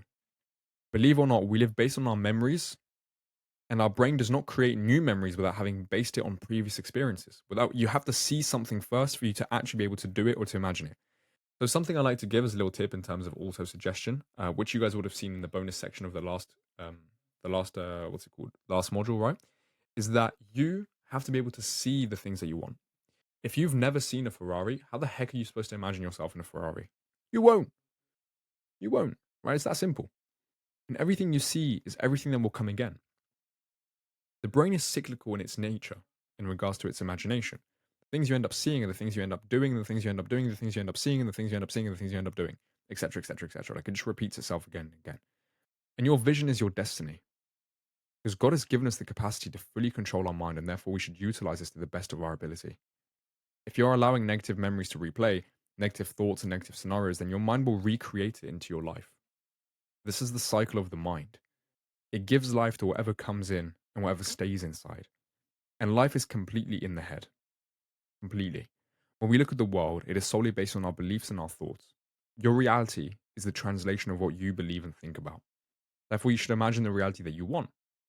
The reality that you imagine will be recreated anyways. Like, actually, the thing you have to really get into your mind is that the life that you are currently seeing is imprinting you with either a good or a bad thing. Like if you see the life that you're living and give yourself the opportunity, then you will see opportunity. If you see the life that you're living and you make it kind of the end for you and you're like, oh, I'm never going to succeed, I'm never going to get what I want, I'm never going to do this, I'm never going to do that, then that is exactly what's going to happen. That is literally exactly what's going to happen. You have to be able to see, imagine, feel the life that you want. And then it will come about. It will. Because you're not replaying the same ideas and thoughts in your head. One of my favorite sentences ever by Napoleon Hill, obviously, is whatever the mind can conceive and believe the mind can achieve. Imagine if you start conceiving the image and the ideas, and if you start believing that you can become a millionaire, do you really think that it's impossible for you to achieve it? No. But this is a double edged sword, Echi. As I mentioned in a post a while back, this is a double edged sword. The mind can achieve anything. And if you start believing and conceiving poverty, pain, agony, all those things are going to come about, Echi. And I want you to imagine, right? Everyone's lived this, everyone's done this, right? Speaking earlier about shared experiences. When you have an argument with someone and you start to imagine what you should say next time you have an argument with them, then your subconscious will look to recreate that argument and recreate the scenario that you played in your head that you've been imagining. And this is especially the case if you were to maintain the habit of doing this before bed, because your subconscious is more open before bed. And the other kind of thing I want you to really hone in on the fact is that you will always visualize. Whether or not you realize it, you will always be visualizing. The same way you will always be affirming things to yourself. Like people say affirmations, put it on a piece of paper and read it every day. Echi, you are affirming every single day. Every second you are saying something to yourself. Whether or not you realize it, you've been visualizing this entire time. It simply just hasn't been focused. The same way before you were affirming, but you never focused on affirmations. You never knew what you were saying to yourself. So focus on visualization as you creating a specific image with very specific emotions. I want you to really focus on the emotions because the subconscious mind is imprinted with emotions. The subconscious mind, whatever it sees, it translates it as a good slash bad thing, and good slash bad in the way where we dictate it. There's no good slash bad thing in general, right? But it dictates as good slash bad based on the emotion that you feel. So mixing the two together, image plus emotion, will build your subconscious in the direction that you want it to be built. I want you to imagine yourself, right? Like this robot. I just loved using AI in this one, right? I want you to imagine yourself like this robot who is able to recreate anything that it sees in its head. I want you to start visualizing your vision that we created in the first lesson. Visualize the small things, tasks being completed, sleeping well, having a good workout, finishing work. Visualize yourself feeling good about yourself as well. And visualize your vision. Where are you in the world? What are you doing? Who are you with? How does the person look? How do you feel around them? How much money is in your bank account? Do you feel the freedom? Is that what you're really focused on? The feeling of freedom? Not having the stress anymore? Is that what you're really focused on? Awesome. Awesome, then that's exactly what you want. جزاك الله الخير حبيبي. I hope I've convinced you to start visualizing in some way, Habibi. So, yeah, I'll see you in the next one. Assalamu alaikum. This is probably honestly my favorite one. So, let's just jump right into it. At this point, by the way, Akhi, I just want to make sure that if you've been watching these in a row, then that's absolutely fine. But if you haven't, then you should have been taking action. If you haven't taken action on the things I've told you to do, like I said, you're never going to succeed. If you haven't taken action towards anything in your purpose in life, like the definite desire that we place, the definite purpose, then you're not going to succeed as well. And I hope this one makes it easier for you, the definite plan. But you don't have to have a plan. I know this sounds a bit stupid, right? But even before you have a plan, you should be taking action. Even before you have a plan, you should be taking action. If you're not, you've missed the mark. I'm just being honest with you now, while I can. You're supposed to be taking action regardless of not if we have a plan. Okay? So let's just jump right in. Anyways, definite plan, lesson 6. So, again, a little catch up on the main points. We are going to be looking at the agenda, right? And what we would have done so far is have a definite desire, have the tools to apply that desire with faith. And now we've got our vision that we're looking forward to with visualization. We're looking forward to that vision. We're forgetting about the failure that we have in front of us or behind us. We're looking towards the vision. We're visualizing the vision. We're creating our new future. So, inshallah, in the agenda, we've got what we plan, the war plan, productivity, moving in faith. How do you actually plan that? And then the last stand. Very fancy, right? War. So, what do we plan? It's vital for you to have a plan of attack. It's also vital for you to realize that this plan is something you must stick to. Soldiers in a war don't make a plan, then just ignore it completely. Your war plan is a plan, and this is your life, right? Because imagine being a soldier in a war. Your commander has ordered you to stay on patrol instead of assaulting, right? Like you just stay on patrol. Just because you feel like you should attack doesn't mean you should. Just because you feel like you should attack doesn't mean that you do. The commander has a bigger plan and you're just part of it. And the same goes for your actions. When you create a plan, you have to realize this is an overarching big strategy. Just because in the moment you feel like doing something opposing to the plan doesn't mean you do it, because then that ruins the entire plan. Actions collectively make a difference. The same way one soldier does nothing, but 100 soldiers on a mission can change everything. Understanding that you're building a puzzle, you take each step. Sometimes the puzzle is 100 pieces, and sometimes it's 1,000 pieces. But stick to the plan. That's what's important. You have to stick to the plan. Because if you don't stick to the plan, you have a puzzle with a bunch of missing pieces, and you're like, oh, I'm not making 10K a month. No wonder you're not making 10K a month. You're not doing the things you said you were going to do. You're not sticking to the plan you originally made. What do we plan, right? Sticking with that question. It's incredibly important to prioritize, because discipline is not the suppression of emotions, but the prioritization of desires. And the sooner you understand this, the better. You are here to prioritize. That's it. Strategy is decision, not a complicated formula. So, what we plan is simplicity. Simplicity will always win in planning. Make it incredibly simple for yourself, Habibi. What that means is that once you prioritize, you'll realize there's a possibility for you to do 100 different things. However, what you prioritized is what you end up sticking to. And this leads to the 80-20 principle and some things on productivity. But, Echi, do you understand what this means? This means if you've prioritized school, you stick to school. If you've prioritized your business, you stick to prioritizing your business. You don't do things on the side. You stick to one thing. You keep it simple. And 20% of your work will bring about 80% of the results, the 80-20 principle. Your plan should be built around this 20%. So, Akhi, what are your 20%? What are your 20%? And again, if you're in the community because you paid, you guys will have access to a whole huge course on productivity. But I assume you already know some of these things. If you don't, message me. Like I said, let me invite you into the paid community if you're in here for free. But if you're paid, then you've got access to this. Go through it. Understand what are your 20%? What is actually going to move the needle forward? Because this 20% that we've discovered is your business. I asked Alex Hormozy on a Q&A like 2 months ago or 3 months ago. I asked him a very specific question. I said to him, what business is school in? I gave him a couple examples that he gave from his podcast a couple of years ago that I listened to. He paused for 20 seconds to think.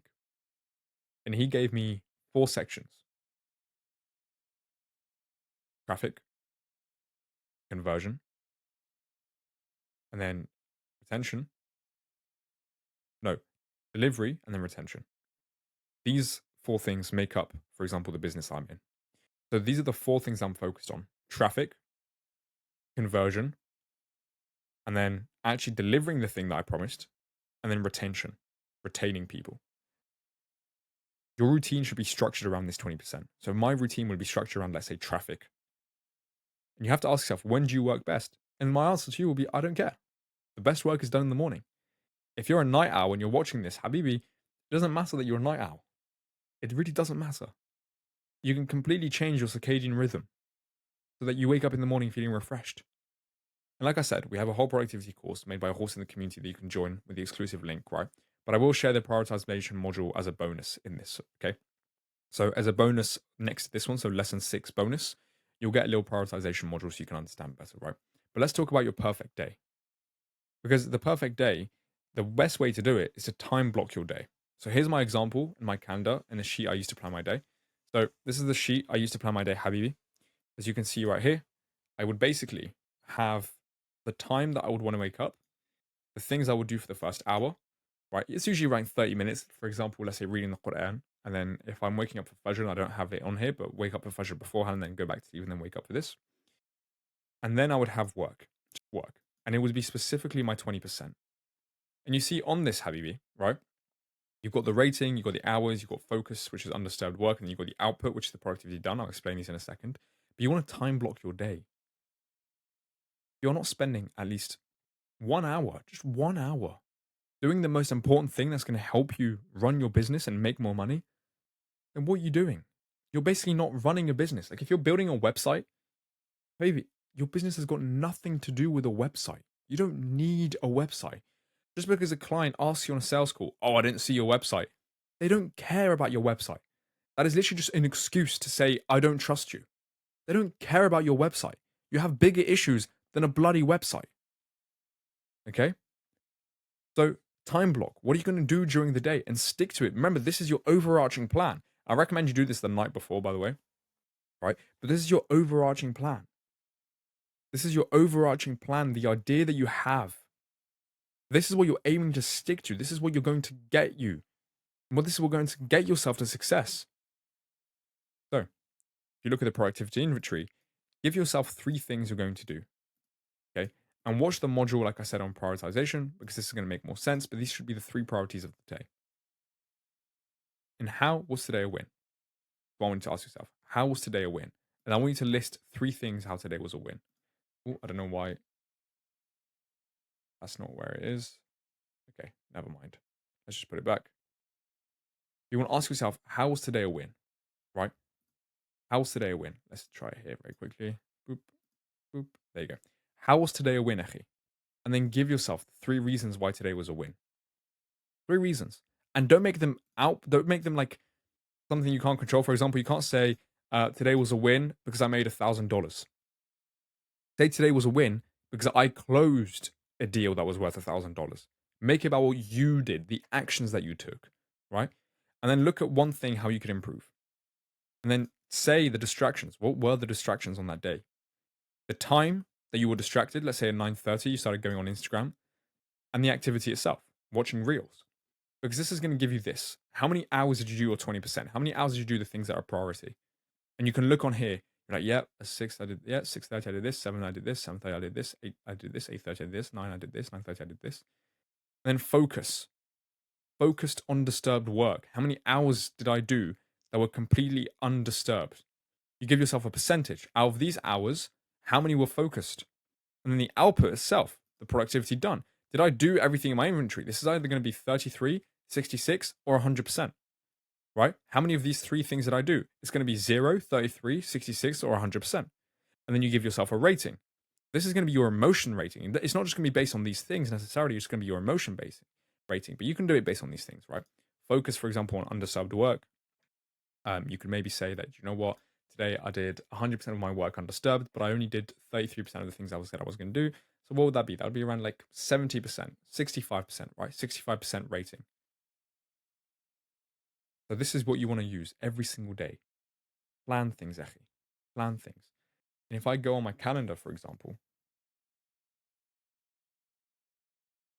this is what my calendar looks like. I have things planned. Everything's planned. Everything. And if I go way back to probably May or June, let's go May or June. Okay, no, May, nothing was planned.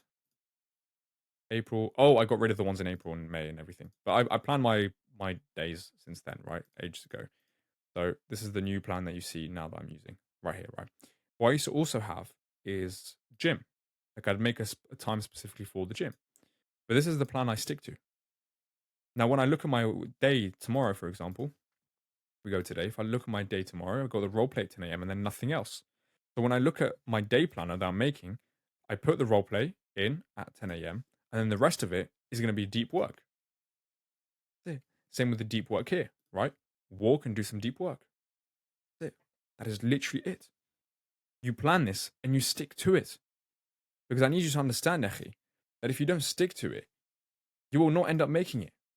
If you don't stick to the perfect day, you will never have a perfect day. It's so simple. Whatever you plan the night before, you end up sticking to the next day, even if you don't feel like it. Just like a soldier in war, you will get killed. If you don't stick to the plan, you will die. You'll get left behind by everyone else who's doing the things they said they were going to do. This is to the plan of attack. So now you have your priority. You know what you need to do. The second part of the plan is the plan of attack and the plan of failure. It is important to highlight that we can sabotage, right? You have to understand what can sabotage you. Most of the time, it's going to be yourself, obviously, but you know what I mean. Be aware of what's going to be sabotaged, that you avoid it. And this is resistance fighting. This is how we're fighting resistance. We have to highlight the resistance chains that form throughout the day. This might seem tedious, but it's vitally important that you do this for at least a week. Just 1 week. 7 days, Echi. Just 7 days. Because without understanding what form of resistance is hitting you, you'll find yourself in a constant loop of procrastination, feeling like crap, and self sabotage. This is where you have the plan of attack. In the planning sheet that I showed you, you can see that you list your distractions and the time that they came up. I remember doing this myself. I didn't have a template or anyone else to explain this, right? I've made it really easy for you to do this. After around 20 minutes of work, I would get distracted by my phone. Is what I found. Once on my phone, I'd go on Instagram. Then once on Instagram, I would tell myself 5 minutes more. That's the pattern that I found. So what do? I either get my phone away from me, delete Instagram, or just push through the deep work when I get distracted. That's it. Now I know the solutions to my problem. Because most of the time, you aren't aware of what problem it is that you're facing or what you're dealing with. You see, once you're aware of these little things, your plan of attack suddenly becomes stronger because you have highlighted the enemy. As Sun Tzu said in The Art of War, you cannot fight an enemy that you do not know, right? You cannot fight an enemy that's invisible. You cannot fight someone who's on their own territory as well, properly, right? And if you don't highlight the resistance, if you don't highlight what's holding you back, you will never make it. You are your own enemy. And to defeat your other self, you have to be aware of its actions. This is to the preparation, Habibi. Because God rewards to those who are prepared. He rewards those who are prepared for success. Usama, one of my students, Usama, if you're watching this, Jazakallah khair, Habibi, inshallah, you're doing well, told me about a story where he was bidding for a job. And this job was sought after by many people. But Usama left the house, started walking out, put on his shoes, as if he already had the job. He was prepared for the job to be his. He then received a call saying that he's been accepted. And God rewarded him for his preparation in exchange for wealth. You have to be prepared for wealth because your plan is your destiny. You are prepared for failure, which is doing nothing. You'd be given failure. And God rewards, Allah rewards those based on their readiness for success. So here's the framework I like to use, Habibi. Here's the way I like to see it. It is an exchange. Success is exchanged. How prepared you are for it. When success comes knocking at your door, it will ask you, hello, please do show me what you have prepared in exchange for my wealth. And when you show up empty handed, you get nothing. And success is probably going to think to you, right? I'm never showing up on this guy's door. I gave him an opportunity. I gave him 20 opportunities. I gave him 100 opportunities. I'm never showing up on this guy's door again. He's never prepared anything. And when you show up with some work, success will say, this is a good start. You deserve something. But I want to see if you can keep going. Await my next visit, and you will be rewarded then. And it may take success months, if not years, to visit you again. But you have to be prepared. If you're not prepared, you will not receive anything. And what's the difference between someone who works and someone who doesn't work? It's not the work itself most of the time, Habibi. It's that you are not preparing to succeed. And doing the 20% means you are collecting the coins that you one day will exchange, right? You will have something to trade with success. Success is given for your preparation. Luck, quote unquote luck, there's no luck in life, right? Only decides when success comes knocking. Even then, you can call onto success to come at a certain time with du'as and everything like that, right? Akhi, I want you to really let this sink in, Habibi. Really let this sink in. Allah is going to do all the heavy lifting for you. All the heavy lifting for you. You don't actually have to make 10K per month. Allah will give you 10K per month. You just have to do the actions that make you deserve 10K per month. That's it. You have to have your energy and your mind and your subconscious aligned with making 10K per month. And guess what? That's exactly what I'm teaching you in this course. So stick to everything that I'm telling you to do, Habibi. Allah's universe is built on order, not chaos. What we don't comprehend, we call chaos, but only Allah knows best. So when you are saying, I've worked so hard, why am I not succeeding? Patience. Sabr and shukr are the two states of the believer. Don't have what you want, be patient and be grateful for what you do have. You get what you want, be even more grateful. That's simple. The state of the believer is one of shukr and sabr. Be grateful for the things you have, and be patient for things you don't have yet. And I want you to create your daily war plan. That's your to-do list, Habibi. Create the daily war plan. You know, the one I showed you over here. Create this. This is your daily war plan. Print it out, Echi. Print it out. Make a copy, by the way. So you go file, make a copy. You can make a copy. Feel free to make a copy.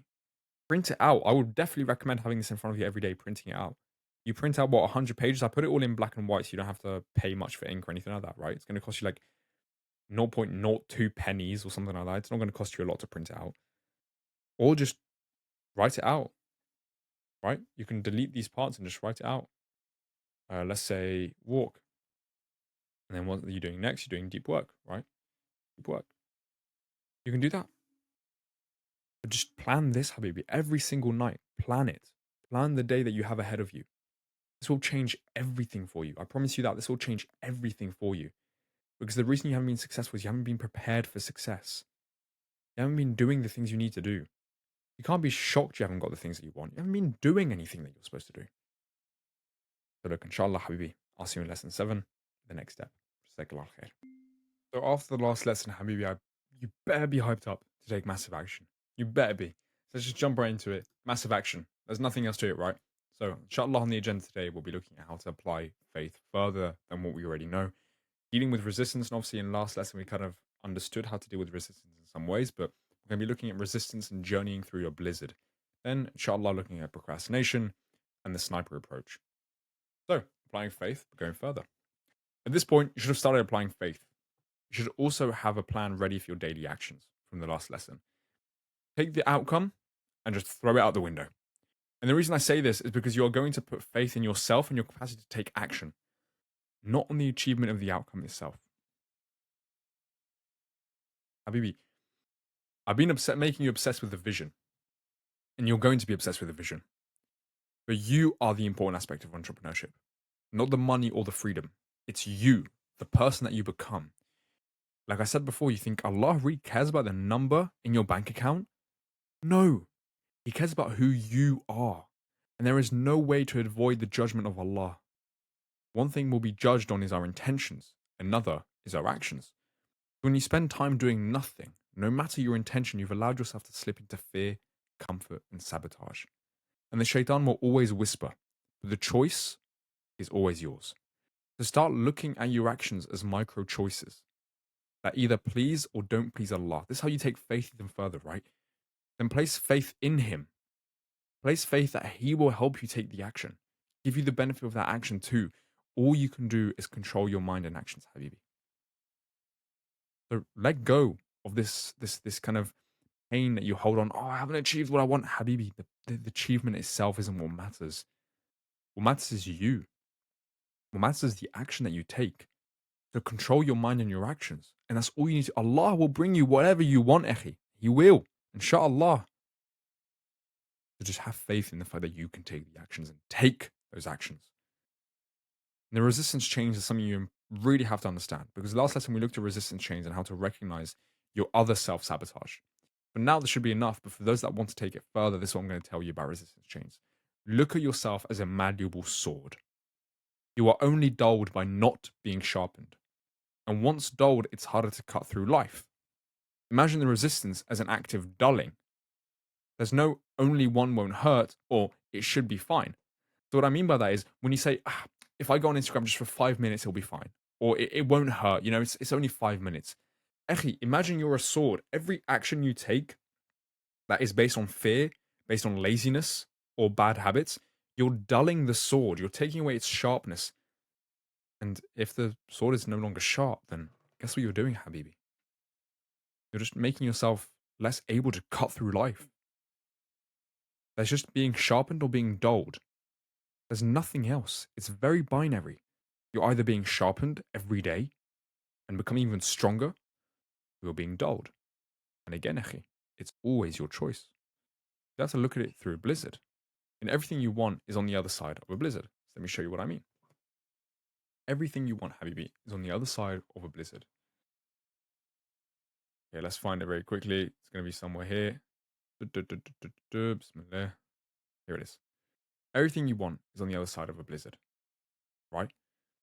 Everything that you want is on the other side of something that is incredibly hard to pass through. Because what you're doing is being able to traverse this blizzard, right? Let's take you, for example. Okay, let's do it this way. There you go. What you're trying to do is be able to go through this blizzard, right? And obviously, once you're in the blizzard, it's hard. And you just want to turn back. You just want to go back here, even further away from the blizzard, potentially. But your mission, your goal, is just behind the blizzard, that love that you want, right? Being able to be married to the most beautiful woman you can ever imagine. Having the babies and kids that respect you so much and love you, the family that you want, but the wealth, freedom to travel the world, to build mosques, build wells in Africa, to be able to go to Hajj whenever you want, to have the time freedom to worship Allah freely. All of that is behind a blizzard. And when things get hard, the resistance, you have to keep pushing through. It's going to get cold. It's going to always be cold. You have to keep pushing through. And sometimes you might fall back a bit, but you keep pushing through, Echi. You push through. And then once you get to these things, you'll be like, way, whoop, whoop, whoop, whoop, whoop, whoop. And you can be super happy. But once you're through the blizzard, you're through the blizzard. You've made it. Not much to that, right?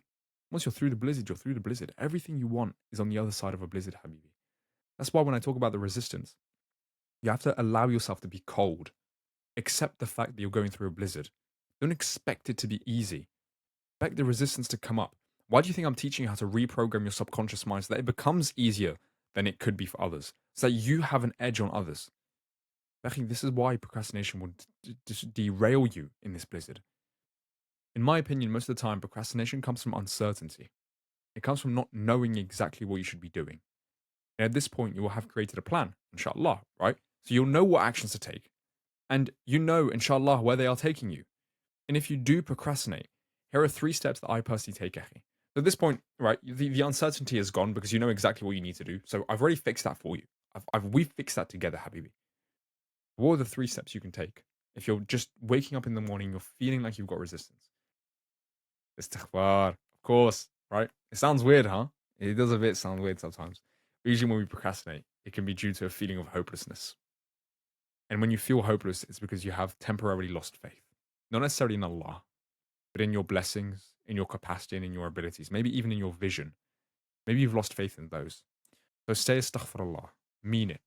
Think of why you are asking for forgiveness and realize He will forgive you. And then move on to the task itself or move on to step number 2, which is go over your vision. Read your vision every morning when you wake up and every night before bed, because this is going to realign your intentions and your mind towards your goal. You don't do this, I promise you. You will message me and say, Fedi, I'm going to leave the group because I haven't found it working. Habibi, you're the issue. You're the issue. What else can I tell you? If you haven't been reading your vision every morning and you haven't been reading every night and you haven't been doing the things I told you to do, you're the issue. The last one is just take bloody action. Take action, Echi. Action, faith. Take action. The most minute scale, we are all the same. Right? The most minute scale, we are all the same. These 3 things will always help us. And like I said, before moving on, if you have any questions, Habibi, feel free to go to the community, make a post about it, or DM me on school, anything like that, okay? The sniper approach. This is what I want you to understand about the sniper approach. It's very specific. So if we go on thoughts, right? If you have to start thinking about specific things, you really do have to start thinking about specific things. Just like a sniper has one target, one bullet, and can be very, very specific. Like just with like obviously there's rapid fire snipers, right? Don't be a nerd on me. But you know what I mean. Your thoughts have to be the same. Take a sniper approach with your thoughts. Define what thoughts you want to have and start thinking about specific things that help you. Because the point of a sniper is not to be distracted. So stop distracting yourself with random thoughts. Focus on the thoughts that you want to have. Take this sniper approach where you're really, really focused. Again, be specific in your environment and the habits. Take the sniper approach. Anything outside of your scope of focus is useless. And again, use this with energy. Where focus goes, energy flows. So when you notice negative things and focus on them, you are putting your energy towards those things. Focus solely on the positive, Habibi, within the negative. Every negative thing has a positive. Take the sniper approach. Focus on solely what you want to focus on the success, on good thoughts, and then your energy will align with the things that you actually want, and then they'll come about. And the actions, again, Habibi, follow the plan. Be specific with your actions. For example, saying just outreach or just 100 outreaches is useless. Build out how, who, and what you're outreaching. Same with market research, picking a niche, and everything in business. You want to be incredibly specific. The more specific you are, the better. That's why the sniper approach works, right? And the action step is very simple. Take a huge and massive action every single day. Habibi, you've created your plan to be able to stick to the action, so take them. Your plan is going to lead you to your goal. There's nothing else to it. Habibi, your plan is going to lead you to your goal. So move in faith. Move in faith. Take the actions. If you want the goal, take the actions. And if you procrastinate, go back and do these 3 things. If I see one single post about procrastination, I will delete it and kick the person out of the group. Because I've given you the tools to actually do the thing that will stop you from procrastinating. It's that simple. You want 100 hours on research, on reading books on procrastination in 3 slides? There it is. There it is. See you in the next lesson, Akhi. Assalamu alaikum, Habibi. Just incredibly simple, right? Persistence. Let's jump right in. Lesson 8, persistence. And at this point, Akhi, I just want to make sure you've done the things that you said you were going to do. You've done the action steps I told you to take, right? You've done them. Good. All right, let's move on. So, persistence. On the agenda today is to never give up. Very simple. Very, very simple. Something I've noticed since becoming a full-time entrepreneur is that people make things incredibly complicated. Nowadays, people will give you 1,000 ways to work out and 1,000,000 ways to make money. And it's all just confusing. The minimum is what you need to begin. So let me explain what I mean, Echi. The answer is often the simplest one. Even when NASA calculate how to get a spaceship to land on a planet, it's a collection of simple calculations that create a complex theorem. So when you put them together, they become complicated. But they're actually very, very simple. And the same goes for business and success, Echi. Your ability to succeed will come directly from how much you persist and stick with one thing, and to start off, break things down to make them simple. So, the main example in business would be if you're going to create your offer, it's to create your business itself, not even the offer, to create the business itself is who do I sell to? What do I sell them? How do I sell it to them? Like the service, right? Then getting clients, it's just outreach/advertising, which is sales and marketing. And break things down to what they actually are. You'll find it easier to stick with it and complete it.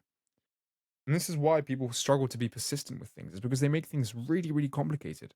It's going to come down to the decisions you make, Echi. It is a decision to succeed. It's in fact the decision to not give up that makes you successful. I've heard this so many times, right? I'm currently failing. Maybe that just means you haven't found a way to win yet. Yet. That's the key word, yet. You have to stop looking at your situation and thinking this is where you are and where you will stay. You have to make the decision to change and then stick to it. Stick to the vision. No matter what is around you, stick to the vision. It doesn't matter what's around you, what you see in front of your life. It doesn't matter if your bank account is a 0%, $0, or £0. Stick to the vision. You know it's a simple decision. It's that decision to turn off your alarm and stay in bed instead of praying. The decision to scroll on YouTube, Instagram, or TikTok instead of working. It's always a decision. Allah has given you the power over one thing, just one thing, your mind. Nehi, your mind is the key. Your mind holds the decision. Your thoughts are the key. Whenever you think you will fail, you will make it harder for yourself to persist. And that's why you have to look at it as a game, because the game is never over. You only lose the game when you turn it off. You're stuck at level 1. You know what you need to do to get to level 2, Akhi. You know what you need to do. We've made a plan, Habib. We've made a plan. So keep going. Because the game will end when you decide when to stop. Otherwise, still playing. It's still going on. Just going on and on and on. And different aims, right? Things will change with different aims. People will switch up. Your life will change. But you have to focus on the goal. Persist towards it, no matter what changes around you. No matter what friend decides to not be friends with you anymore. No matter who leaves you. No matter what happens. No matter who dies. The game is only over if you stop playing. You have to focus on your goal. You have to persist. You end up not getting the thing that you want at first. You persist. The game may change, but the player shouldn't. You're not here to play a game just to leave. You're here to win. And I dive deeper into this, right, in the intentions course itself, how aligning our intentions with Allah always works. So, like I said, message me if you want to be part of the whole bigger group if you're currently watching this. If you are, no biggie, you've got access to it. There's a simple premise to understand that will help you stick to your habits, right? Because habits are a big part of it. Start at 10% basically, 1/10 of your aim. So let's say you're aiming to run 5 kilometers. Actually, start with a 500-meter run. Keep it 500 meters for a few weeks, then 1 kilometer, then more and more and more slowly over time. You'll find that running 5K becomes really, really easy. Not the running itself, right? The running itself obviously becomes easier because you're better, right? And if 5K is harder than 500 meters, obviously it's going to be harder in that way, but you'll find that it's really easy to stick to. You might think that you'll miss out by starting small, when in fact, not how small you start, but how big you get that matters. And if you want to make it easier for yourself, then follow this guidance, Echi. Get a piece of paper right now and write this out. I know I can achieve my goal. With enough persistence, with enough action, with enough patience, I will reach, and then whatever your goal is. I know that God rewards those who never give up. I will never give up until I have reached, and then your goal. And read it every day, Echi. Read it every day. Place it in front of you where you work. Not infant. Don't place it on an infant, right? But place it in front of you where you work, Habibi. You see how simple this is? Just persist. It doesn't matter what's around you that changes. It doesn't matter what happens in your life. Stick to the goal and never give up on it. If I tell you a quick story, actually, Fedi, if you're watching this, absolute legend, Habibi. Fedi was in a big predicament. He was doing outreach to try and land a setter role, right? Because he's an appointment setter, or he's in high ticket sales. He could be a setter and a closer, but he's in high ticket sales. And the people he worked with ended up kind of being quite slow on onboarding him. Fedi was at £0 in his bank account. Zero. He had works being done in his house at the same time. But he persisted.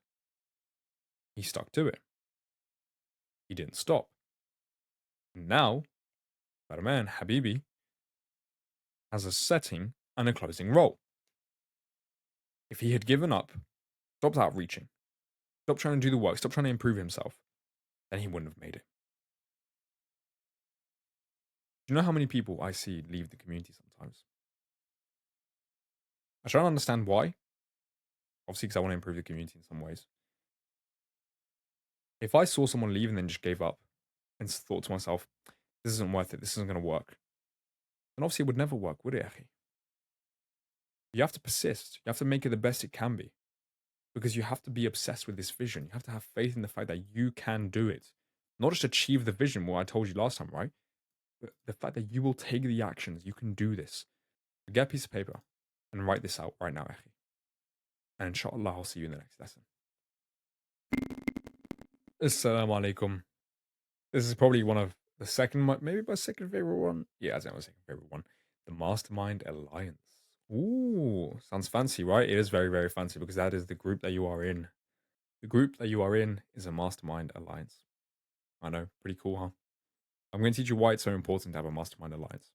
Why not just groups necessarily? Like, it doesn't have to be a school group, it doesn't have to be a community. It can be anything. But the point is that you have more than one mind. You have a mastermind. Let's jump into it. This one might be a bit hard to explain or to understand sometimes, so I will try my best.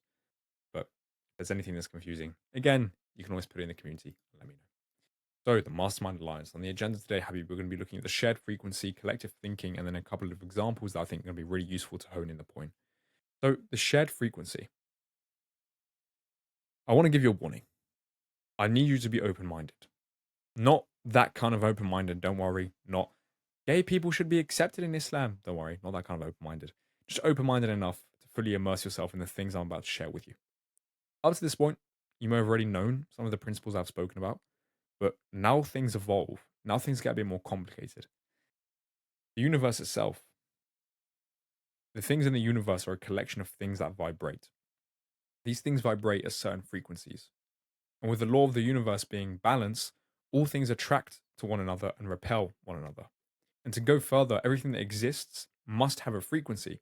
Even metaphysical things such as thoughts, feelings, love, all of those things exist on frequency. And when you start to understand that everything in the universe is shared and nobody really owns anything other than Allah, you can see how the collective fear of money and poverty has led to mass groups of people being poor. The rich use this fear that the poor have even more to amass their great wealth. No, rich people aren't evil, Akhi. That's not what I'm saying. What it means is that others repel money, and all they have to do is use that to their advantage and start attracting money by acting and thinking like the opposite. If people are scared of money, that repels money. So what do you have to do? You have to be the opposite of scared, which is you have to have faith, right? Faith in money, not that sort of faith, but you know what I mean. And then money will come to you, which is what I'm teaching you, right? How to attract money in abundance. And your thoughts and feelings create vibrations of their own. And these vibrations end up repelling or attracting things around them. So let me illustrate how this works, Habibi. Let's go on Myro. Let me illustrate how this works very quickly. So what you end up seeing, and what you have to understand, is that your brain is actually a broadcasting. So I'm pretty sure is it Nicholas Tesla? Nicholas Tesla. Yeah, Nikola Tesla, sorry. Brain receiving, right? My brain is only a receiver. In the universe, there is a core from which we obtain knowledge, strength, and inspiration. The brain is basically a receiver, right? Like, as I'll show you now, the brain is there to receive information, as you can see right here, Habibi, right? This is the mind. The mind can broadcast, which is these blue lines right here, from this station right here, and this is another station. So it can broadcast and it can receive. Brain is a broadcasting station and a receiving station. So what does that mean? Like, I want you to visualize this for a second. Your brain can put out frequencies. It can put out thoughts, which are things at certain frequencies. It's a bit hard to explain, right? But thoughts have certain frequencies themselves, their energy that you can put out. And you can also receive. So what is it when you walk in a room, as long as you feel there's a certain energy? That's because your mind is a receiving station of other people's thoughts, which they're broadcasting. In the same way, what you broadcast is what people will receive. So bear that in mind, Akhi, when I go deeper into this lesson, right? I want you to think about it this way. Now that you know that your brain is a broadcasting and receiving machine, you can understand how one mind can affect the other. The same way you can attract things on certain frequencies, your mind can affect things around you as well. Most of the time, it's other people's minds, which brings me to the point of collective thinking. You've heard the quote that you are the average of the 5 people that you spend the most time with, but you've also probably heard that you are most like the person you spend the most time with. Right, so that you've got 5 people you spend the most time with, and you've got the actual number one person that you spend the most time with. And other people's thoughts will affect yours, not through telepathy. Right? That's what I heard Napoleon Hill, sorry, call it. It's not necessarily telepathy, right? It's not this exactly, but it's similar, right? Rather through shared frequencies, Akhi. And how many times have you walked into a room and felt a certain vibe? You see, your subconscious mind picks up on body language, but also on the frequency of the room that has been affected by other people's thoughts. This is, of course, a course on success, so let's zoom back into that, right? But if people share frequencies, and if collective mind is stronger than a singular mind, then what would happen if you had two or more people focus their energy, attention, and resources on one single goal? You'd get Mastermind Alliance. You'd get an MMA, not mixed martial arts, but a Mastermind Alliance. And as the mind focuses on one objective, your thoughts become based around that objective. You will start attracting it to you, following all the previous steps. Now imagine if 5 people did all the steps before this together towards a common goal. all the steps I've taught you. Imagine if you and 3 or 5 other people did that. Imagine if all of you had the same vision, the same goal that you were working towards, and all of you put your mind and energy together towards it. Habibi, it would be impossible not to achieve it. And look at the state of the Ummah today. None of us share absolute goals. None of us are united in our endeavors. We've broken apart. Palestine, Sudan, Yemen, Syria, all the other countries would not be in the situation they are in right now if the Ummah had come together and focused on the issues together. And this community, right, it shouldn't be success optimizers anymore, right? Then institution, right? It is important. Yes, an institute. Oops. It is important for us to realize that we are a mastermind alliance, that our shared intentions, thoughts, and dreams will come true if we work together. So how do you go about forming a mastermind alliance? Whether or not it is someone you know or are yet to meet, the reason business people shout at the importance of networking, the reason people will be like, dude, you have to pay for my networking group. I can give you access to the richest people alive. Well, you don't have to necessarily pay for it, right? But you get what I mean. It's exactly because of this principle. Not only do connections help in gathering information, getting opportunities, etc., they also help in having people united in their goals. You have to form a deep mastermind.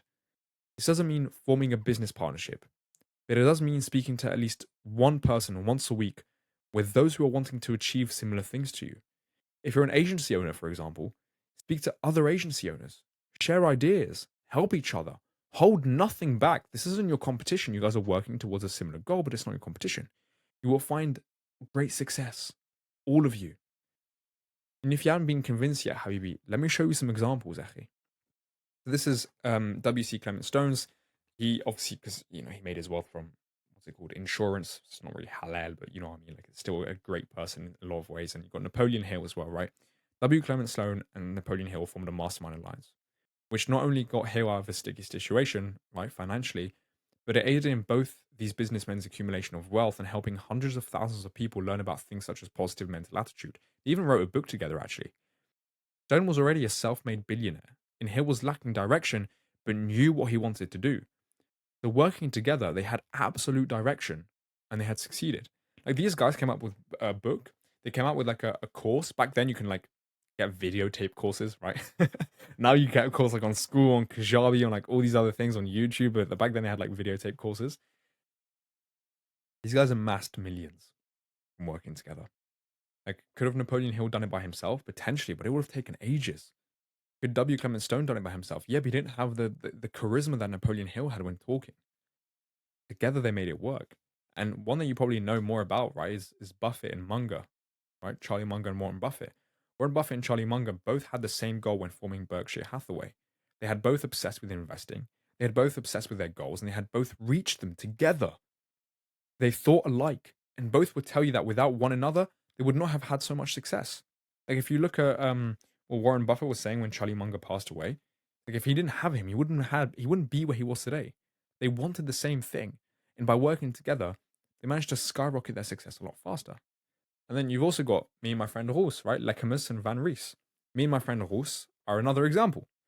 Since we started meeting on a Zoom call once a week after realizing that our goals and method of achieving our goals were similar, we have dedicated ourselves to using this hour as productively as possible, sharing ideas, insights, and guidance that has allowed us to save months, if not years, of doing this alone. Halil, I think you know what your action step is, Akhi, right? Have to form an alliance with someone. If not with one other person, form it with multiple. To create a post saying what you're doing. Right now in the community, create a post saying what you're doing, what your goal is, and connect with others who are doing the same thing. Meet once a week without fail. Comment on another person's post and help them. Then make sure to connect with them, DM them, get to know each other. Meet once a week, share ideas, share what you learn, share what you're looking to do, share what you've tried in your business. Habibi, I cannot stress this enough how amazing this is. You don't just talk about, oh yeah, it would be really cool if we made 10K per month. No, Habibi, like, wallahi, like, I found like a halal business model we could do. No, no, no, no, no. It doesn't have to be stupid like that, right? It's you sharing insights, knowledge, what you learn, sharing the different things you did in your business, what you learned from the different things you did in your business. And I promise you, this will skyrocket your success so much quicker. You will get where you want to be so much quicker. the Habibi, former Mastermind Alliance. I'll see you in the next one. Okay, Habibi. Before you raise your eyebrows at me, just bear with me. Bear with me. This is an incredibly important topic, in my opinion. Sexual transmutation. You'll see why. I'll explain why. But this is why a lot of people you find in our deen, in our religion, end up having incredible success at a young age. Genuinely. This is why the Prophet, the Sahaba, um, the caliphates that came afterwards as well, mashallah, they were able to do amazing things. And a big part of it was because of this specific thing. And by the way, if you haven't figured out already, everything I've shown you is already increasing your rizq. Moving in faith, ikhfar in terms of getting rid of procrastination, and then there's sexual transmutation, which 100% will. So let's jump right into it, Habibi. Sexual transmutation. On the agenda, inshallah, today, we're going to look at the process of transmutation, the life source of men, the application, and then the dangers. Oh, dangerous. You'll see what I mean. So, the process of transmutation itself. From physics, we understand that energy is neither destroyed nor created, rather harnessed. And to harness energy, you have to have a mechanism, a way to use untapped energy sources of the body. For men, most of our energy comes from testosterone. I'm going to science this, right? Instead of bro science, it's science. So beware, not just the testosterone itself, which is a hormone that our body can use, but the source of that testosterone is the source of our energy. And the process of transmutation in this case is turning something into something else, copper into gold, weakness into strength, sexual desire into energy. And when you are transmuting, you go through a pretty tough and scientific process. Luckily for us, we don't have to do any of that, right? But what you can do instead is use the already available energy, use the power of focus, and place that energy somewhere else.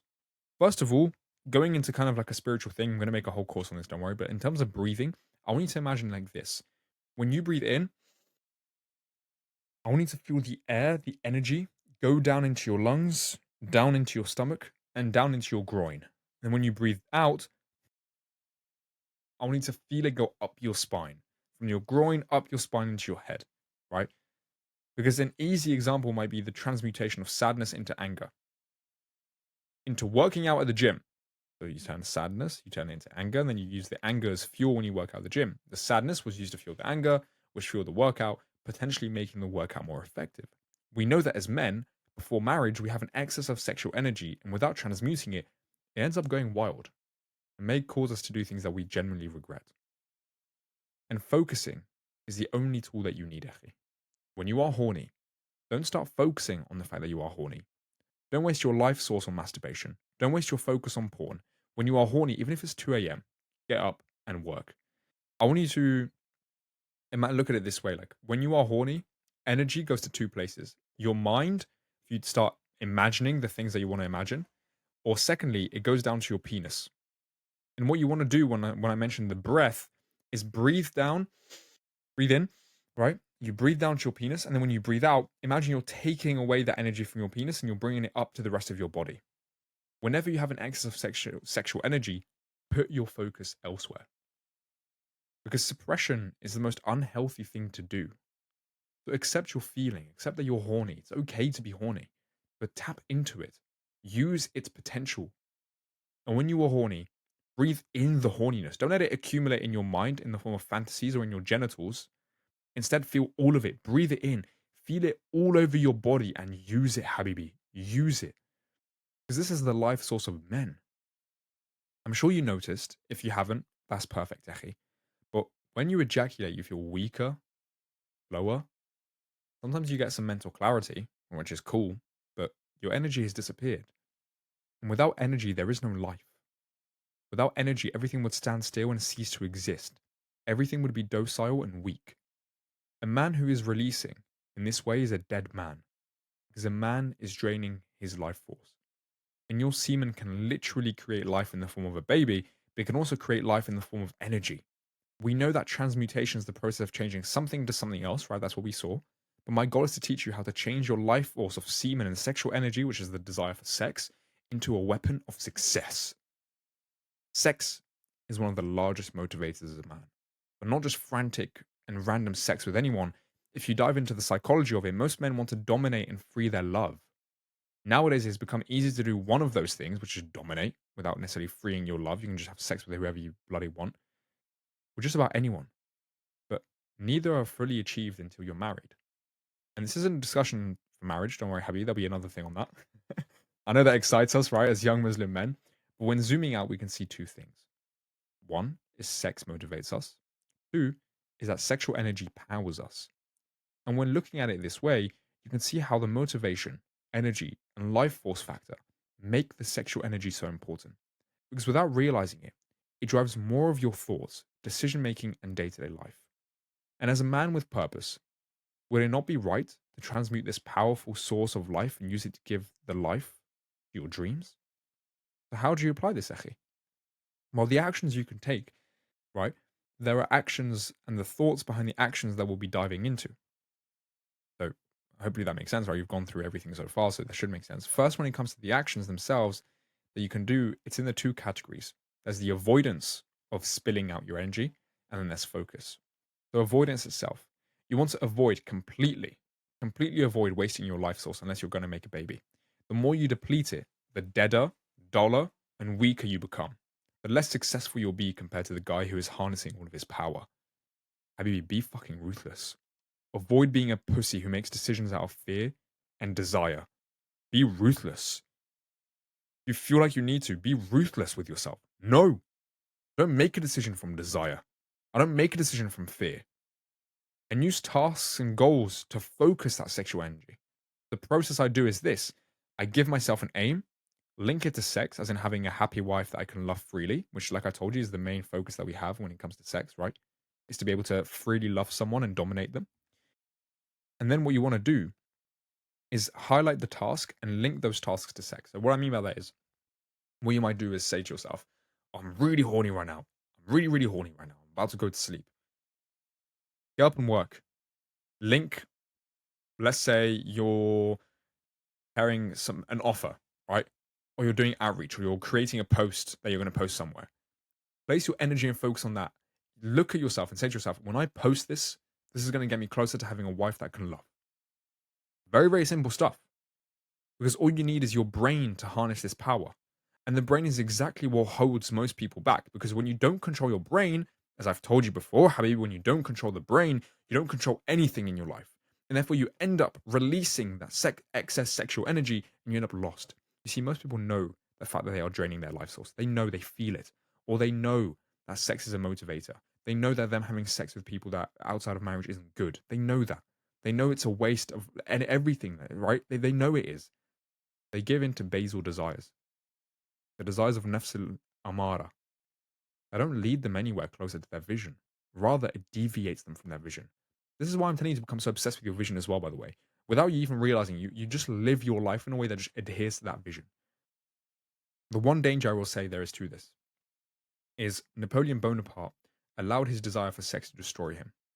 So, although failed military campaigns, the control that Talleyrand, who's one of his advisors, right, had the failure for Napoleon. These things were like failures, right? He didn't heed the warnings of his advisor. A major part of his failure as well was the handling of his sexual energy. You see, Napoleon was so driven by sex that his relationship with Josephine became a weakness. His focus shifted from love and purpose to basal desires. And instead of controlling his sexual urge, he let it flow without discrimination, instead of focusing on his purpose. Affairs were common back then, so men would usually cheat on their wives, right? Yet Napoleon's affairs led nowhere. Where a king would have a mistress for 3 to 7 years, Napoleon simply used and discarded people. And when Josephine reciprocated his actions by having her own affairs, Napoleon fell into a pit of misery, and his sexual energy went rampant because he became desperate for her. And we know he could have used this to better harness energy into his purpose. However, sexual energy, when unfocused, can make a man incredibly emotional and brash. And sometimes you should not be making decisions while in this state of mind. So I will say, sometimes if you're really horny, don't make a decision. Right? Don't make a decision. Don't do anything. Sometimes it's just better for you to sleep. But I recommend going on walks, connecting with nature, because you can love through nature, and reading the Quran to cool off, and then going back to focusing on work. Nature often relieves men of their masculine burden and allows them to connect with the feminine, right, which is nature itself. It's very feminine, without sex. So, Habibi, action steps to recap is simply focus your attention on purpose. Keep your life force. and see how much motivation, how much energy you end up building from not using it. I cannot stress this enough. Can you succeed while still using your excess sexual energy? Yes, you can. Will you succeed at the same rate? Will you be as happy? Will you be as energetic as the person who is saving it? You won't. I promise you genuinely will not. You will not get anywhere near the success of that person. Ever. Because that person is guarding his life force and using it for good. So, Echi, we've currently have barely got anything left. Just 2 steps. Said, Habibi, inshallah, I'll see you in the next 2. Assalamu alaikum. Welcome to the subconscious mind. My favorite. Actually, I've said that for like 3 lessons. So no, it's not my favorite, but it's definitely up there in terms of especially understanding where you guys are in life. You have to understand that this comes from the subconscious mind. There's nothing else to it. Everything you are living right now comes from the subconscious mind. Then there are 33 slides that I'm going to go through, inshallah. At the end of it, you're going to understand how the subconscious mind works. You're going to understand how to control your subconscious mind. And already everything I've shown you is teaching you how to control your subconscious mind. When you put it all together, what you're actually doing is affecting the subconscious mind. Instead of me just showing you the process itself, right? I'm just showing you how it works in the inside as well. You understand why you're doing steps 1 to 10. You understand why you're doing steps 1 to 10. This is going to put it all together for you so you understand why you're doing these things and why they're so important. So, the subconscious mind. Inshallah, on the agenda, Habibi, we're going to be looking at its potential to be harnessed, tapping into the subconscious, powerful prayer, and how you can take full control. So, again, I had fun with the AI generated images here, right? But let's look at the potential of the subconscious. We already know the subconscious mind, as mentioned previously, is responsible for 90% of our actions, thoughts, beliefs, energy, etc. And if you fail to take care of your subconscious mind, then you will remain lost, floating in this life, and you'll feel it more challenging to work towards the hereafter. And the subconscious mind has been described in many ways, but the main way I want you to see it is this: it's the connecting relay between you and God. Your subconscious is aligned with fear, hatred, sadness, and other negative states, then you cannot align yourself with God. Unless he decides to help you, right? Well, obviously. You see, the subconscious mind has the infinite potential of healing, transmuting thoughts into riches, fixing relationships, and guiding you to your true self. And these miracles that come about every day, they only happen thanks to the subconscious mind. So I'm going to tell you a story very quickly, right? This is a story Napoleon Hill mentions. It was one of his neighbors, I believe. A woman was dreadfully scared of breast cancer, not bread cancer, sorry. Breast cancer. And every time she was with someone, she would be telling them that she started to see malformations around her left breast and that she is certain it was cancer. She'd say, "Oh, I'm starting to see a spot," or "It's starting to feel really tender." And every night she would feel underneath her left breast and convince herself that cancer was developing. And 2 years later, when Napoleon's family went to visit her, right, as she was an old neighbor, they were made aware of her death. Cause? Cancer of the breast. Specifically in the left breast, just underneath where she kept pressing. And it's a very morbid example, I know. And here you saw the destructive capabilities of the subconscious mind. You see, the mind controls everything in the body. Nothing happens without the mind. Like, are you aware that your heart is beating? No.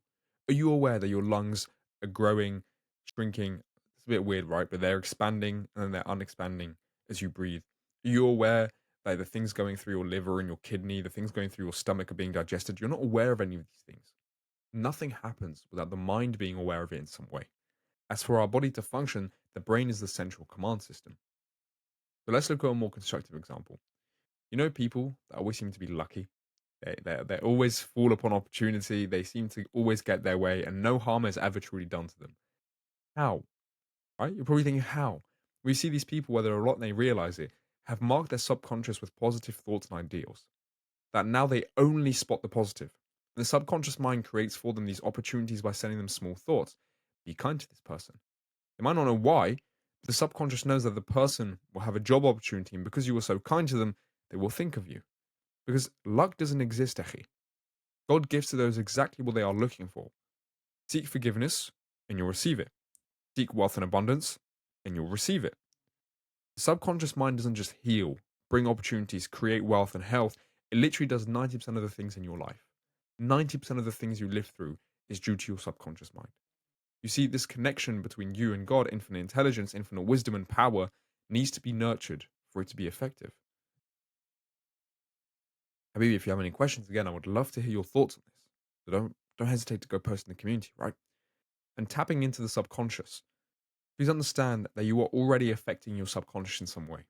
Your day-to-day thoughts, emotions, and things you see are affecting your subconscious. The subconscious mind is the storehouse of all of our senses. What we see, smell, hear, touch, feel, and taste, all of it is stored in the subconscious mind.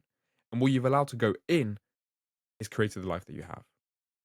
You are already living the life that your subconscious has materialized. You are living this life because of what you have allowed yourself to feel, think, and say in the past. Let that sink in for a second. Everything you are living right now, you've allowed it to happen. Because emotions are the biggest thing that affect your subconscious. Whatever you feel day to day affects your subconscious. So let's say you feel negative about someone. Your subconscious mind doesn't take nuance. Like it doesn't understand why. Like it just feels negative, right?